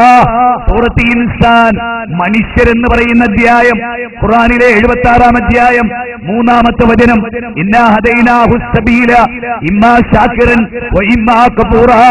ഒന്നി നിൽക്കുന്ന 2 മാർഗങ്ങൾ നിങ്ങളുടെ മുമ്പിൽ കാണിച്ചു തന്നിട്ടുണ്ട്. ഇമ്മാ ഷാക്കിറൻ വ ഇമ്മാ കഫൂറാ. നിങ്ങൾക്ക് നന്ദിയുള്ളവരായിട്ടും ജീവിക്കാം, നന്ദി കെട്ട വർഗങ്ങളായി ഈ ഭൂമുഖത്ത് കലാപകാരികളായി നിങ്ങൾക്ക് ജീവിക്കാം. അത് നിങ്ങളുടെ അവകാശമാണ്. നിങ്ങളുടെ മതത്തിന്റെ പേരിൽ നിർബന്ധിക്കുന്നില്ല. തീർന്നില്ല. ഫദക്കിർ ഇന്നമാ അൻത മുദക്കിർ ലസ്ത അലൈഹിം ബിമുസൈതിർ. മുഹമ്മദ് നബിയെ, അങ്ങ് പ്രസംഗിച്ചാ മതി, ആളുകളെ നിർബന്ധിച്ച് മതത്തിൽ ചേർക്കണ്ട, ബലാത്കാരം വേണ്ട. 88-ാം അധ്യായം 21-22 വചനങ്ങൾ എന്താ പറഞ്ഞത്? എന്റെ ഹിന്ദു സഹോദരാ, എന്റെ കമ്മ്യൂണിസ്റ്റുകാരാ, ബജ്രംഗളുകാരാ, ശിവസേനക്കാരാ, ആലോചിച്ച് ഒരു ഗ്രന്ഥം, ഇന്നും മനുഷ്യരുടെ കൈകളിലുള്ള ഒരു ഗ്രന്ഥം, ആ ഗ്രന്ഥം മനുഷ്യരോട് പറയാ എന്ത്? നീ പ്രസംഗിച്ചാ മതി, അധികാരം ചെലുത്തണ്ട, വേണമെങ്കിൽ സ്വീകരിച്ചോട്ടെ. തീർന്നില്ല. 10-ാം അധ്യായം 99-ാമത്തെ വചനം, അല്ലയോ പ്രവാചകരെ, അങ്ങ് നിർബന്ധിക്കുകയോ ഞാൻ ഉദ്ദേശിച്ചിട്ടില്ല. ലോകത്തിലെ എല്ലാവരെയും ഒരു മതത്തിന്റെ അനുയായികളാക്കുക എന്നത് സത്യവും അസത്യവും അവരുടെ മുമ്പിൽ കാണിച്ചു കൊടുത്തു. ഇനി അവർക്ക് സ്വീകരിക്കാം. കാരണം അവർ മൃഗങ്ങളല്ല, മനുഷ്യരാണ്. അതുകൊണ്ട് അവരെ നിർബന്ധിക്കേണ്ടതില്ല. തീർന്നില്ല. ഖുർആനിലെ 87-ാം അധ്യായം 88-ാം അധ്യായം അത് രണ്ടിലും പറയാണെന്ത്? നിർബന്ധിക്കേണ്ടതില്ല, നിർബന്ധിക്കണ്ട. തീർന്നില്ല. ഖുർആനിലെ 18-ാം അധ്യായം 29-ാമത്തെ വചനത്തെ വീണ്ടും പറയാൻ, ഫമൻ ശാഅ ഫൽയുമിൻ വമൻ ശാഅ ഫൽയക്ഫുർ. ഇഷ്ടമുള്ളവനെ വിശ്വസിക്കുക, ഇഷ്ടമില്ലേ ഉപേക്ഷിച്ചോളൂ എന്ന് പറയുന്ന ഒരു ഗ്രന്ഥം. ആ ഗ്രന്ഥം പിന്നെ എങ്ങനെ ഹിന്ദുവിനെ കൊല്ലാൻ പറയും? ആ ഗ്രന്ഥം പിന്നെ എങ്ങനെ? നിങ്ങൾ നോക്കുക, ഒരു സാംസ്കാരിക സമ്മേളനത്തിൽ മത സമൂഹങ്ങളുടെ ഒരു സമ്മേളനത്തിൽ ഒരു സംഭവം ഉണ്ടായി. ഒരു സ്വാമിജി, നമ്മൾ ക്ഷണിച്ചത് അവരെ, ആ സമ്മേളനത്തിലേക്ക് ക്രൈസ്തവ ഹൈന്ദവ പ്രതിനിധികളെ നമ്മൾ ക്ഷണിച്ചതാണ്. അവിടെ വെച്ച് സ്വാമിജി വൈകാരികമായി പ്രസംഗിക്കാൻ ഹിന്ദുവിനെ അമുസ്ലിമിനെ കണ്ടെടുത്ത് വെച്ച് കൊല്ലാൻ ഖുർആൻ പറയുന്നുണ്ട് എന്നയാൾ തർക്കിച്ചു പറഞ്ഞു. ഇടയ്ക്ക് കയറി ഞാൻ അയാളുടെ പ്രസംഗം കഴിഞ്ഞപ്പോ ഒന്ന് ഇടപെട്ടു. സ്വാമിജി, ഒരമുസ്ലിമിനെ കണ്ടെടുത്ത് വെച്ച് കൊല്ലാൻ ഖുർആൻ പറയുകയും അത് പുണ്യവുമായിരുന്നെങ്കിൽ നിങ്ങളെ ക്ഷണിക്കാൻ ഞാൻ വരില്ലല്ലോ, നിങ്ങളെ കഴുത്തരിയാൻ വാളുമായിട്ടല്ലേ ഞാൻ വരിക. അപ്പൊ ഞാനത് മനസ്സിലാക്കിയിട്ടില്ല ഖുർആനെന്ന് നിങ്ങൾക്ക് മനസ്സിലായില്ലേ? മാത്രമല്ല, മുസ്ലിങ്ങളുടെ വേദിയിൽ ഇത് പറയാൻ നിങ്ങൾക്ക് സ്വാതന്ത്ര്യം നൽകിയിട്ടും നിങ്ങൾ പറയാണെന്ത് അമുസ്ലിമിനെ കണ്ടെടുത്ത് വെച്ച് കൊല്ലണമെന്ന്. എങ്കിൽ അമുസ്ലിങ്ങളെ ഏറ്റവും വലിയ അമുസ്ലിം അമക്കുന്ന സ്വാമിജി, ഞാൻ നിങ്ങളെയല്ലേ കൊല്ലേണ്ടത് എന്ന് വിശദീകരിച്ചപ്പോൾ സ്വാമിജി വീണ്ടും എഴുന്നേറ്റുന്നു, മാപ്പാക്കണം, ഞാനിങ്ങനെ കേട്ട് എന്റെ അടിസ്ഥാനത്ത് പറഞ്ഞതാ, പഠിച്ചിട്ട് പറഞ്ഞതല്ല. ആ ആയത്ത് ഇങ്ങനെയാണ്. എന്താ ആയത്ത്? ഖുർആനിലെ 190-ാമത്തെ വചനം, 2-ാം അധ്യായം 191, 192. എന്താ ആയത്ത്? അതിന്റെ 2-ാമത്തെ സൂക്താണ് ശത്രുക്കൾ ഉദ്ധരിക്കുക. അതെന്താ? അവരെ കണ്ടെടുത്ത് വെച്ച് കൊല്ലുക. അതാ കേൾപ്പിക്കുക. അതാണ് ആര് കേൾപ്പിച്ചത്? സുദർശൻ സാറ് കേൾപ്പിച്ചത്. അതുകൊണ്ടാ സുദർശൻ പറഞ്ഞത് ഈ ഖുർആൻ നിരോധിക്കണം. കൽക്കട്ടയിൽ അറിയില്ലേ, കൽക്കട്ട ഹൈക്കോടതിയിൽ ഖുർആനെതിരെ കേസ് വന്നില്ലേ, പിൻവലിക്കണം എന്ന് പറഞ്ഞില്ലേ? അപ്പൊ ജഡ്ജിമാരും വക്കീലുമാരൊക്കെ പഠിച്ചപ്പോ അവര് പറയാ ഇത് പിൻവലിക്കൂല എന്ന് മാത്രമല്ല, ഇതിവിടെ നിലനിൽക്കട്ടെ എന്നാ ഞങ്ങൾ പ്രാർത്ഥിക്കുന്നത്. കാരണം ഇതിനൊരു കുഴപ്പമില്ല, വായിക്കാത്ത പ്രശ്നമേ ഉള്ളൂ. എന്താണ് ആ വാചകം? അവരെ കണ്ടെടുത്ത് വെച്ച് കൊല്ലുക. ആരാണീ അവർ? ആരാണീ അവർ? അതതിന്റെ മുകളിലുണ്ട് ഖുർആനിൽ, അതിന്റെ മുകളിലെ സൂക്തത്തിലുണ്ട്. അതെന്താ? നിങ്ങളോട് യുദ്ധം ചെയ്യുന്നവരോട് നിങ്ങളും യുദ്ധം ചെയ്യുക. നിങ്ങളോട് യുദ്ധം ചെയ്യുന്നവരോട്, അല്ലാതെ നിങ്ങൾ അങ്ങോട്ട് ചെയ്യുന്ന യുദ്ധമല്ല. നിങ്ങൾ വെറുതെ ഇരുന്നപ്പോ നിങ്ങളോട് ഇങ്ങോട്ട് യുദ്ധത്തിന് വന്നു, അങ്ങനെ നിങ്ങളെ 13 കൊല്ലം പീഡിപ്പിച്ചു. ഇനി ഈ വചനം അവതരിക്കുന്നത് എപ്പോഴാ? അതുകൂടി എന്റെ പ്രിയപ്പെട്ട ബഹുമാനരായ മറ്റു മതക്കാരൊന്ന് മനസ്സിലാക്കണം. മക്ക, മുഹമ്മദ് നബി ജനിച്ച നാട്ടിലെ 13 കൊല്ലം അവർ ജീവിച്ചു. ഒരു അമുസ്ലിമിനെ അവരെ എതിർത്തിട്ടില്ല. സത്യം പറഞ്ഞു, ദൈവം മാത്രമേ ഉള്ളൂ, അവനെ മാത്രമേ ആരാധിക്കാവൂ. ഈ യാഥാർത്ഥ്യം അവർ പറഞ്ഞു. കള്ളു കുടിക്കരുത്, വ്യഭിചരിക്കരുത്, പെണ്ണ് പിടിക്കരുത്, അങ്ങനെ തുടങ്ങി A to Z നന്മ പറഞ്ഞു. പല ആളുകളെ അവർ കൊന്നു. എന്നിട്ടൊന്നും അവരാരും പ്രതിഷേധിച്ചില്ല. പ്രതിഷേധിച്ചില്ല. 13 കൊല്ലം. അത് കഴിഞ്ഞിട്ട് അവർ നാട് വിട്ടുപോവുക, വേറൊരു സ്ഥലത്തേക്ക്, അക്രമൊന്നുമില്ലാതെ. അവിടെ ചെന്നിട്ട് മക്കയിൽ നിന്ന് 400 കിലോമീറ്റർ അകലെ, കോഴിക്കോട് ജില്ലയിൽ നിന്ന് തിരുവനന്തപുരത്തേക്ക് 399 കിലോമീറ്ററാണ്. ഞാൻ കോഴിക്കോട് നിന്ന് തിരുവനന്തപുരം പോയി താമസിച്ചിട്ടും കോഴിക്കോട്ടുകാർ വന്നിട്ട് എന്നെ അവിടുന്ന് തല്ലുക. ഞാൻ എന്ത് ചെയ്യണോ? ഞാൻ ഇവിടുത്തെ ഹിന്ദുക്കളോട് ചോദിക്കാൻ. നിങ്ങള് മലപ്പുറം ജില്ലയില് ഉദാഹരണം പറയാൻ, മലപ്പുറം ജില്ലയിൽ കുറച്ച് ഹിന്ദുക്കൾ ജീവിക്കുന്ന നാട്ടിലെ മുസ്ലിങ്ങൾക്ക് നിങ്ങൾക്ക് പൊറുതിയേടുണ്ടാക്കി. എന്നിട്ട് നിങ്ങൾ എന്ത് ചെയ്തു? കാസർഗോഡിന്റെ മണ്ണിൽ BJPയുടെ ബലമുള്ള ഒരു സ്ഥലത്ത് പോയി താമസം. അവിടെ വന്നിട്ടും മലപ്പുറക്കാർ നിങ്ങളെ തല്ലുമ്പോ നിങ്ങൾ എന്താ ചെയ്യുക? അതേ ഇസ്ലാമിൽ ഉണ്ടായിട്ടുണ്ട്. നിങ്ങൾ പഠിക്കണം. വേറൊരു രാജ്യത്ത് പോയി, ഒരു നാട്ടിൽ പോയി അവിടെ ഒരു ഭരണകൂടം രൂപീകരിച്ചിട്ട് അവിടെ ചെന്ന് പിന്നെ ആക്രമിക്കുക. അപ്പൊ അള്ള പറഞ്ഞെന്ത്? എനിക്ക് കൈകെട്ടി നോക്കിക്കണ്ട, കാരണം അത് ശരിയല്ല, നിങ്ങൾ എതിർത്തോളീ. ആ വാചകം എടുത്ത് ഉദ്ധരിച്ചിട്ട് പറയാണെന്ത്? അമുസ്ലിങ്ങളെ കണ്ടെടുത്ത് വെച്ച് കൊല്ലണം. അങ്ങനെയാണ് ഇന്ത്യയിൽ ഞങ്ങൾ ഒരു കാര്യം നിങ്ങൾ മനസ്സിലാക്കണം. പിന്നെ എന്താ ഖുർആൻ പറഞ്ഞത്? അത് കേട്ടോളൂ. ഖുർആൻ എന്താ പറഞ്ഞത്? നിങ്ങളുടെ വീട്ടിൽ നിന്ന് അവർ പുറത്താക്കി. ഈ പുറത്താക്കിയവര്, മനസ്സിലായോ? തെമ്മാടികളായ കുട്ടികൾ ക്ലാസ്സിൽ നിന്ന് ഇറങ്ങിപ്പോവുക എന്ന് പറഞ്ഞു. എന്നിട്ടോ പ്രിൻസിപ്പാളിന്റെ അടുത്ത് അധ്യാപകനെ കുറിച്ച് കംപ്ലൈന്റ് എന്തറിയോ? ക്ലാസ്സിലെ മുഴുവൻ കുട്ടികൾ ഇറങ്ങിപ്പോവുക എന്ന് അയാൾ പറഞ്ഞു. അപ്പൊ വന്നു നോക്കുമ്പോ ചോദിച്ചു, എന്തേ? ഒന്നിലെ തെമ്മാടികളായ നിങ്ങളുടെ 3 ഇറങ്ങിപ്പോവുക എന്നാ ഞാൻ പറഞ്ഞു. കേട്ടോ, വ്യത്യാസം മനസ്സിലായി നിങ്ങൾക്ക്? ഏതുപോലെ സ്നേഹിക്കയില്ല ഞാൻ നോവുമാത്മാവിനെ, സ്നേഹിച്ചിടാത്തൊരു തത്വശാസ്ത്രത്തെയും. വയലാറിന്റെ കവിതകളാ. സ്നേഹിക്കയില്ല ഞാൻ നോവുമാത്മാവിനെ, സ്നേഹിച്ചിടാത്തൊരു തത്വശാസ്ത്രത്തെയും. അതിന്റെ ആദ്യ ഭാഗം എന്താ? സ്നേഹിക്കയില്ല ഞാൻ നോവുമാത്മാവിനെ, വേദനിക്കുന്നവനെ ഞാൻ സ്നേഹിക്കൂല. അങ്ങനെയാണോ അതിന്റെ ആശയം? അല്ല, സ്നേഹിച്ചിടാത്തൊരു തത്വശാസ്ത്രത്തെയും. അല്ലേ? അപ്പൊ ദുർവ്യാഖ്യാനിക്കരുത്. ഇനി ഖുർആൻ എന്താ പറഞ്ഞത്? ലാ യൻഹാകുമുല്ലാഹ് അനില്ലദീന ലം യുഖാതിലുകും ഫിദ്ദീൻ വലൻ യുഖ്രിജൂകും മിൻ ദിയാരികും അൻ തബറൂഹും വതുഖ്സിതു ഇലൈഹിം ഇന്നല്ലാഹ യുഹിബ്ബുൽ മുഖ്സിതീൻ. ലാ യൻഹാകുമുല്ലാഹ്, അല്ലാഹു നിങ്ങൾക്ക് നിരോധിക്കുന്നില്ല, അല്ലാഹു നിങ്ങളോട് വിലക്കുന്നില്ല. എന്ത്? നിങ്ങളോട് നല്ല നിലക്ക് പെരുമാറുന്ന അമുസ്ലിങ്ങളോട്, നിങ്ങളെ മതത്തിന്റെ പേരിൽ പീഡിപ്പിക്കാത്ത അമുസ്ലിങ്ങളോട്, നിങ്ങൾ ഇസ്ലാമായി എന്നതിന്റെ പേരിൽ നിങ്ങളുടെ വീടുകളിൽ നിന്ന് പുറത്താക്കാൻ പരസ്പരം സഹായിക്കാത്ത നല്ല അമുസ്ലിങ്ങളോട് നിങ്ങൾ മൈത്രി ബന്ധം പുലർത്തണം. കണ്ടോ? നിങ്ങളവരെ കൊല്ലണമെന്നല്ല, അവരായിട്ട് നിങ്ങളുടെ ഏറ്റവും നല്ല ബന്ധം. തീർന്നില്ല. അൻതബറൂഹും, ആ അമുസ്ലിങ്ങൾക്ക് നിങ്ങൾ പുണ്യം ചെയ്യണം. ഏതുപോലെ? സുനാമി ഉണ്ടായി, ആലപ്പുഴ ജില്ലയിലെയും കൊല്ലത്തെയൊക്കെ മിക്ക വീടുകളും തകർന്നുപോയി. അവിടെ മുസ്ലിം സന്നദ്ധ സംഘടനകൾ മുസ്ലിങ്ങൾക്ക് വീട് വെച്ചു കൊടുക്കുകയാണ്.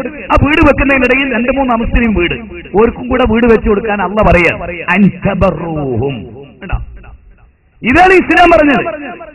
അവരോട് നീതിയോടുകൂടി പെരുമാറുക. ഖുർആൻ പറയാ, അല്ലാഹു പറയണെന്ത്? അമുസ്ലിങ്ങളോട് നിങ്ങൾ ഏറ്റവും നല്ല നിലക്കേ നിൽക്കാവൂ. നിങ്ങൾ അവരോട് നീതി പാലിക്കണം, നിങ്ങൾ അവരോട് അവർക്ക് നിങ്ങൾ പുണ്യം ചെയ്യണം. ഈ ഗ്രന്ഥത്തെ നിങ്ങൾ വായിച്ചിട്ടുണ്ടോ? ഈ ഗ്രന്ഥത്തെയാണ് RSS നിങ്ങളെ തെറ്റിദ്ധരിപ്പിച്ചത്. ഈ ഗ്രന്ഥത്തെയാണ് സുദർശൻ സാർ നിങ്ങളെ തെറ്റിദ്ധരിപ്പിച്ചത്. ഈ ഗ്രന്ഥത്തെയാണ് ഇവിടുത്തെ പല മുസ്ലിം ഭീകരവാദികളും തെറ്റിദ്ധരിച്ചിട്ടുള്ളത്. ഈ ഗ്രന്ഥം എവിടെ പേച്ചു? ഞാനിത് വളരെ വിനീതമായി ഞാൻ പറയാം.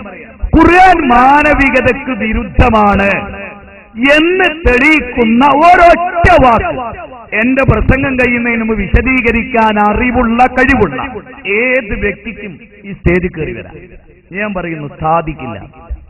വിശുദ്ധ ഖുർആനിൽ മാനവരാശിക്ക് വിരുദ്ധമായി, മനുഷ്യത്വത്തിനെതിരായി, നന്മക്കെതിരായി, ഇതാ നോക്കണം, ശരിക്കും ശ്രദ്ധിക്കണം. ഇത്ര ഒരു സൂചിപ്പൊട്ട് വലുപ്പത്തിൽ ഒരു തിന്മ ഖുർആനിലുണ്ട് എന്ന് പ്രമാണബദ്ധമായ ഒരുത്തൻ തെളിയിച്ച ഈ പണി ഞാനിവിടെ അവസാനിപ്പിക്കും.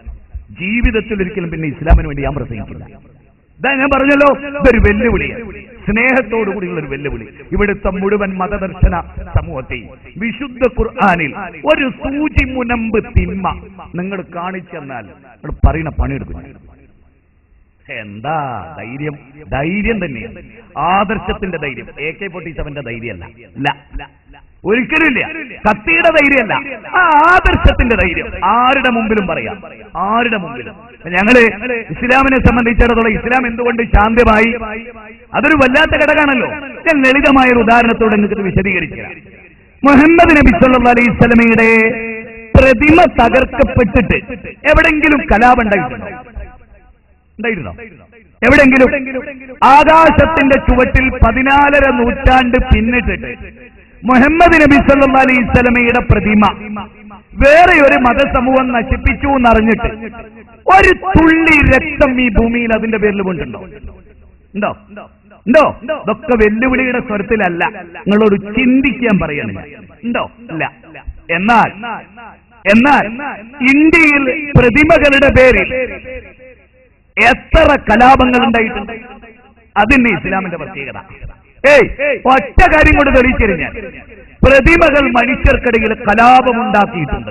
ഞാനല്ല പറയുന്നത്, ലൈറ്റ് ഓഫ് ട്രൂത്ത് സ്വാമി മഹാനായ ലൈറ്റ് ഓഫ് ട്രൂത്തിന്റെ ആര്യസമാജത്തിന്റെ സ്ഥാപകനായ സ്വാമി ദയാനന്ദ സരസ്വതി, അദ്ദേഹത്തിന്റെ ഗ്രന്ഥം 12-ാമത്തെ പേജ്, അദ്ദേഹത്തിന്റെ ഗ്രന്ഥം 13-ാമത്തെ പേജ്, അദ്ദേഹത്തിന്റെ ഗ്രന്ഥം 32-ാമത്തെ പേജ്, അദ്ദേഹത്തിന്റെ ഗ്രന്ഥം 512-ാമത്തെ പേജ്, അദ്ദേഹത്തിന്റെ ഗ്രന്ഥം 585-ാമത്തെ പേജ്, ഇതിലെല്ലാം അദ്ദേഹം പറയാണ് വിഗ്രഹാരാധനക്ക് 16 ദുർഗുണങ്ങളുണ്ട്.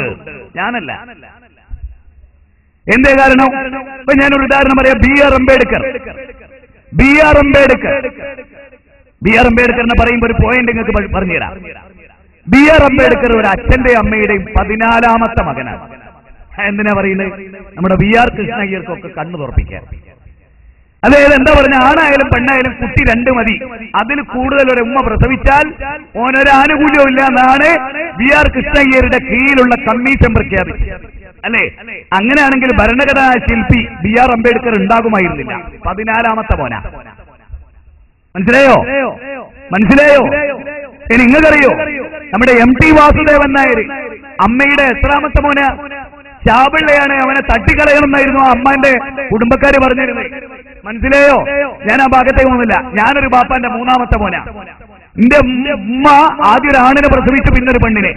ആണായാലും പെണ്ണായാലും രണ്ട് മതി എന്ന് പറഞ്ഞാൽ പിന്നെ ഞാനെന്ന പ്രാസംഗികനില്ല, എന്റെ അനുജൻ സിറാജ് ബാലുശ്ശേരിയില്ല, MM അക്ബർ എന്ന 8ാമത്തെ മകനില്ല. അതുകൊണ്ട് ഞാൻ പറയുന്നു, ലോകപ്രസിദ്ധരൊക്കെ 1ാമത്തെയും 2ാമത്തെയും മക്കളല്ല, 2ന് ശേഷം ജനിച്ചവരാ. അതുകൊണ്ട് വിവരക്കേട് പറയുമ്പോ ജഡ്ജി ആയാലും ആരായാലും ആ വിവരക്കേട് സൂക്ഷിക്കണം. മാനവിക വിരുദ്ധമാണ് ആ വിവരക്കേട്. മനസ്സിലായോ?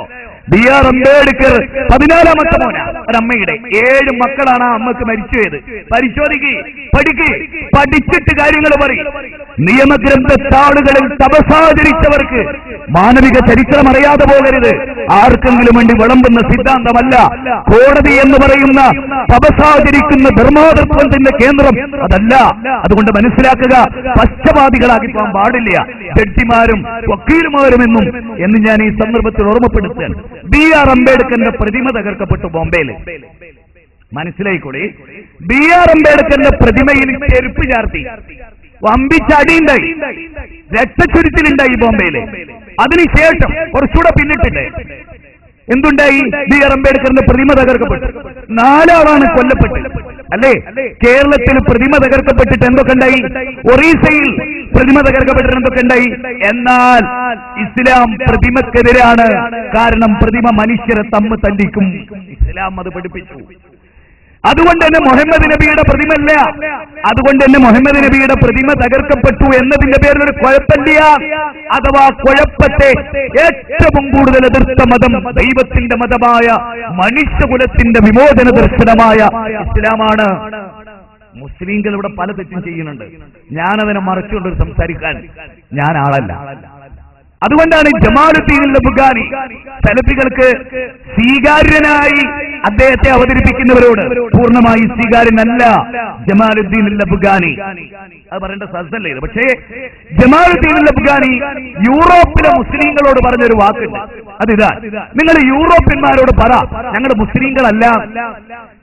മുസ്ലിങ്ങളല്ല, ഞങ്ങളുടെ കയ്യിലുള്ള ഖുർആനും പ്രവാചക അധ്യാപനങ്ങളും മാനവ വിമോചനത്തിന്റെ ദർശനങ്ങളാണ് എന്ന് പറ.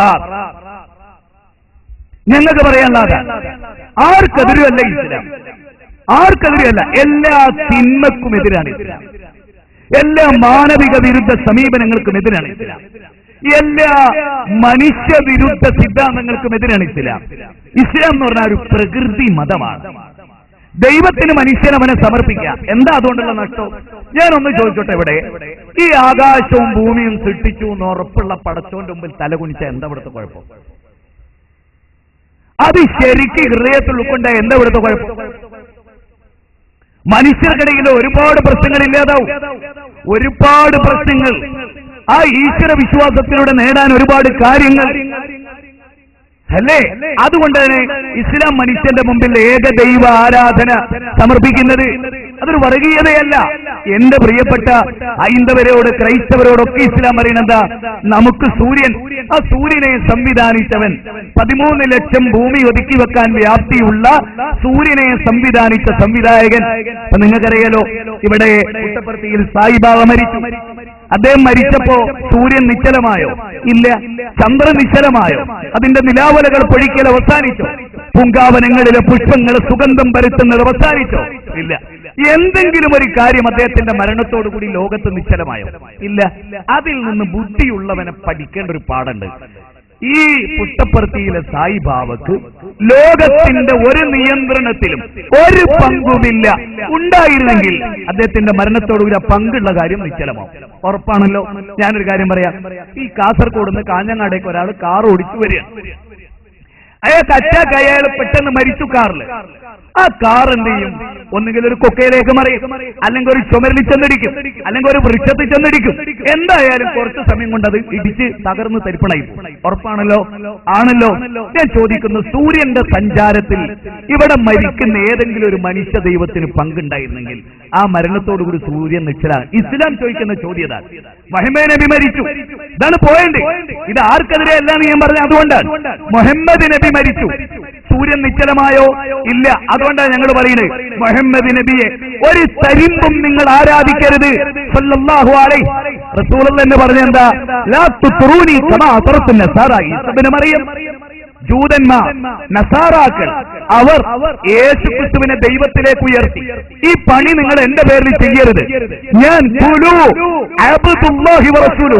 ഇങ്ങനെ ലോകത്തെ പഠിപ്പിച്ച ഒരാചാര്യനുമില്ല. അതുകൂടി നിങ്ങൾ മനസ്സിലാക്കണം. ആർട്ട് ഓഫ് ലിവിംഗിന്റെ ആചാരനായ പരമപൂജ രവിശങ്കർ എന്ന് പരിചയപ്പെടുത്തുന്ന പച്ചയായ ഒരു മനുഷ്യൻ അറിയാലോ, അദ്ദേഹത്തോടൊരു ചോദ്യം. എന്താണ്? ജോൺ പ്രിട്ടാസ് എന്ന് പറയുന്ന കൈരളിയുടെ ഉത്തരവാദിത്തപ്പെട്ട ഇന്റർവ്യൂ നടത്തിയിട്ടുള്ള ജോൺ പ്രിട്ടാസിന്റെ ചോദ്യം, അല്ല അങ്ങ് സായിബാബയെ പോലെ മാതാമൃതാനന്ദമയെ പോലെ ഒരു ദൈവമാണ് എന്ന് ജനങ്ങൾ വിചാരിച്ചാൽ നിങ്ങളുടെ അഭിപ്രായം എന്താണ്? അതിന് അദ്ദേഹത്തിന്റെ മറുപടി, ദൈവം സ്നേഹമാണ്, സ്നേഹം ദൈവമാണ്, ഞാൻ സ്നേഹമാകുന്നു, സ്നേഹം തന്നെയാകുന്നു ദൈവം എന്ന് പറഞ്ഞാൽ മൂപ്പര് ദൈവമാണ്. പടച്ചോന്റെ വായു ശ്വസിച്ച്, പടച്ചോന്റെ വെള്ളം കുടിച്ച്, പടച്ചോൻ കൊടുത്ത കണ്ണോണ്ട് കണ്ടിട്ട് ഈ മനുഷ്യൻ പറയണെന്ത്? ഞാൻ ദൈവമാണ്. എന്ത് ചെയ്യും? എന്നിട്ടാ ഓടിയത്? ആരോ ആക്രമിക്കാൻ വന്നപ്പോ ഓടി, കേസ് കൊടുത്തു. അല്ലേ? ആലോചിച്ചു നോക്കിയേ, സായിബാബയെ കൊല്ലാൻ പുട്ടപ്പർത്തിയിൽ ആളുകൾ വന്നു, അംഗരക്ഷകരിൽ 4 പേര് കൊല്ലപ്പെട്ടു. അല്ലേ? എന്തേ കാരണം? മനുഷ്യനാണ്. സായിബാബയുടെ കിഡ്നി കേട് വന്നു, അറിഞ്ഞില്ല. ആരറിഞ്ഞില്ല? നാട്ടുകാരല്ല, സായിബാബ അറിഞ്ഞില്ല. 130 ഗ്രാം ഭാരമുള്ള 2 കിഡ്നി അടിച്ച് അറിഞ്ഞില്ല. ശ്വാസകോശം പൂർണ്ണമായി തകർന്നു, അറിഞ്ഞില്ല. മനുഷ്യരെ ചിന്തിക്കാം. അതുകൊണ്ട് ആരെ ആരാധിക്കണം? മുഹമ്മദ് നബീനെ ആരാധിക്കണം എന്നല്ല, മൊയ്തീൻ ശൈഖ് റഹ്മത്തുള്ളാഹി അലൈഹി ആരാധിക്കാനല്ല, മറിച്ച് സൃഷ്ടാവിനെ, നാഥനെ, അല്ലാഹുല്ലദീ ഖലഖകും സുമ്മ റസഖകും സുമ്മ യുമീതുകും സുമ്മ യുഹീകും. നിങ്ങൾ ആരെ ആരാധിക്കേണ്ടത്? നിങ്ങളെ സൃഷ്ടിച്ചവനെ. ഇതാ ഞങ്ങൾ പറയുന്നത്. 714 കോടി മനുഷ്യരെയും സൃഷ്ടിച്ചു എന്നുറപ്പുള്ള സൃഷ്ടാവിനെ. അല്ലെ? എന്റെ അയൽവാസി ബാബേട്ടൻ, ഞാൻ എല്ലാ സദസ്സിലും പറയാറുണ്ട്, പ്രസംഗം കേട്ട മുജാഹിദുകള്, ഞാനിത് വീണ്ടും ആവർത്തിക്കുന്ന മനസ്സിൽ നിങ്ങൾക്ക് വേണ്ടിയല്ല, അതുകൊണ്ടാ പറയുന്നത്. എന്റെ അയൽവാസിയായ ബാബേട്ടൻ സായിബാബ മരിച്ചതിന് ശേഷം എന്റെ മുഖത്ത് മര്യാദയ്ക്ക് നോക്കിയിട്ടേയല്ല. ദേഷ്യം കൊണ്ടല്ല, എന്റെ ചോദ്യത്തിന് മറുപടി പറയാൻ കേൾപ്പില്ലാത്തത് കൊണ്ട്. കാരണം അദ്ദേഹം സായി ആരാധകന്, സായിബാബയെ ആരാധിക്കുന്നതാണ്. ഞാൻ ചോദിച്ചു, സായിബാബ മരിച്ചു, ഇനി നിങ്ങൾ ആരെ ആരാധിക്കും? വേറൊരു ദൈവത്തെ തേടി പോണം. എന്നിട്ട് ഞാൻ അദ്ദേഹത്തിന് പറഞ്ഞു കൊടുത്തു, മുസ്ലിമീങ്ങൾക്ക് ഒരു വാർത്ത ചാനലിൽ മുസ്ലിങ്ങൾ ആരാധിച്ച അല്ലാഹു ഇന്നലെ അർദ്ധരാത്രി 12 മണിക്ക് അറ്റാക്ക് മൂലം മരിച്ചു എന്നൊരു വാർത്ത ഒരിക്കലും കേൾക്കൂല.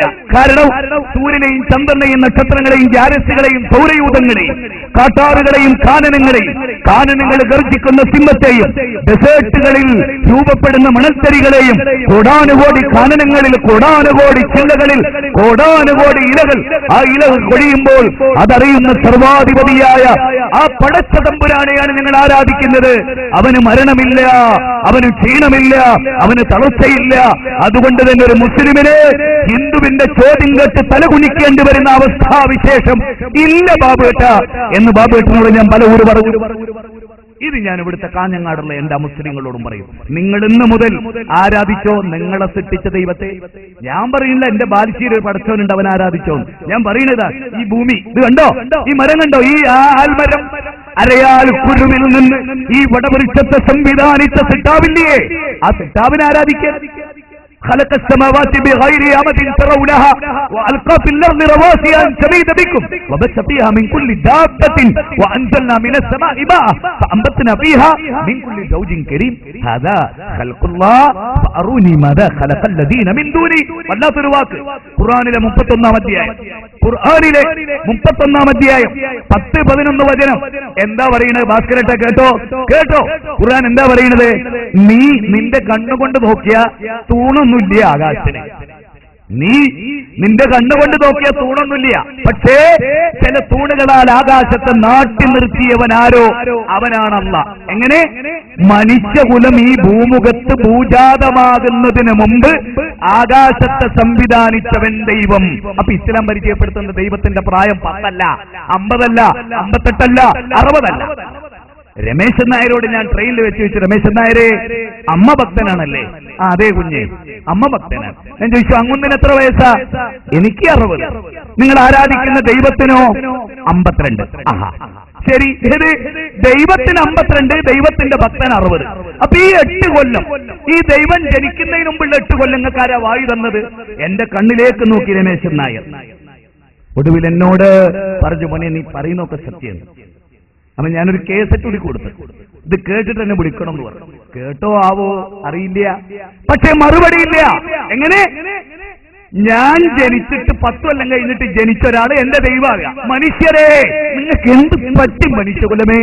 ഞങ്ങൾ നിങ്ങളോട് പറയുന്നതോ, മനുഷ്യൻ തന്നെ ഭൂമുഖത്തുണ്ടാകുന്നതിന് മുമ്പ് ഭൂമിയുണ്ട്, ആകാശമുണ്ട്, സൂര്യനുണ്ട്, അല്ലേ? ശ്രീകൃഷ്ണൻ ജനിക്കുന്നതിന് മുമ്പ് ആകാശന്റെ ഭൂമിന്റെ ഉണ്ട്. ആ സൃഷ്ടാവിനെ ആരാധിക്കാൻ ഏകം സദ്ബഹുദാ വിപ്രാവതന്തി യോ ദേവ നാം നാമദ ഏകേവ ഓം സദേ സമസ്തേ സർവലോകാശ്രയായ, അല്ലെ? ത്വമേകം ശരണ്യം ത്വമേകം വരണ്യം ത്വമേകം ജഗത്കാരണം വിശ്വരൂപം ത്വമേകം ജഗത്കർത്തൃ പാതൃ പ്രകർത്തൃ ത്വമേകം പരം നിശ്ചലം നിർവികൽപം, അല്ലെ? മഹാനിർവഹണ സ്ത്രോത്രത്തിൽ പറഞ്ഞ ആ ഏകനായ ദൈവം ഒന്നുകൂടെ ചുരുക്കി പറയാം. ഹിന്ദുവിന്റെ, മുസ്ലിമിന്റെ, ക്രിസ്ത്യാനിയുടെ, ജൈനന്റെ, ബൗദ്ധന്റെ, മതമുള്ളവന്റെ, ഇല്ലാത്തവന്റെ, സകല ജീവവർഗങ്ങളുടെയും അതീശാധികാരിയായ പ്രപഞ്ചത്തിന്റെ നാഥൻ, സാക്ഷാൽ ബ്രഹ്മാണ്ടത്തിന്റെ തമ്പുരാൻ. ആ തമ്പുരാൻ ആരാധിക്കാൻ ഇവിടെ ആർക്കാ മടി, ആർക്കാ നഷ്ടം? അതിലേക്കേ ഞങ്ങൾ ക്ഷണിച്ചിട്ടുള്ളൂ.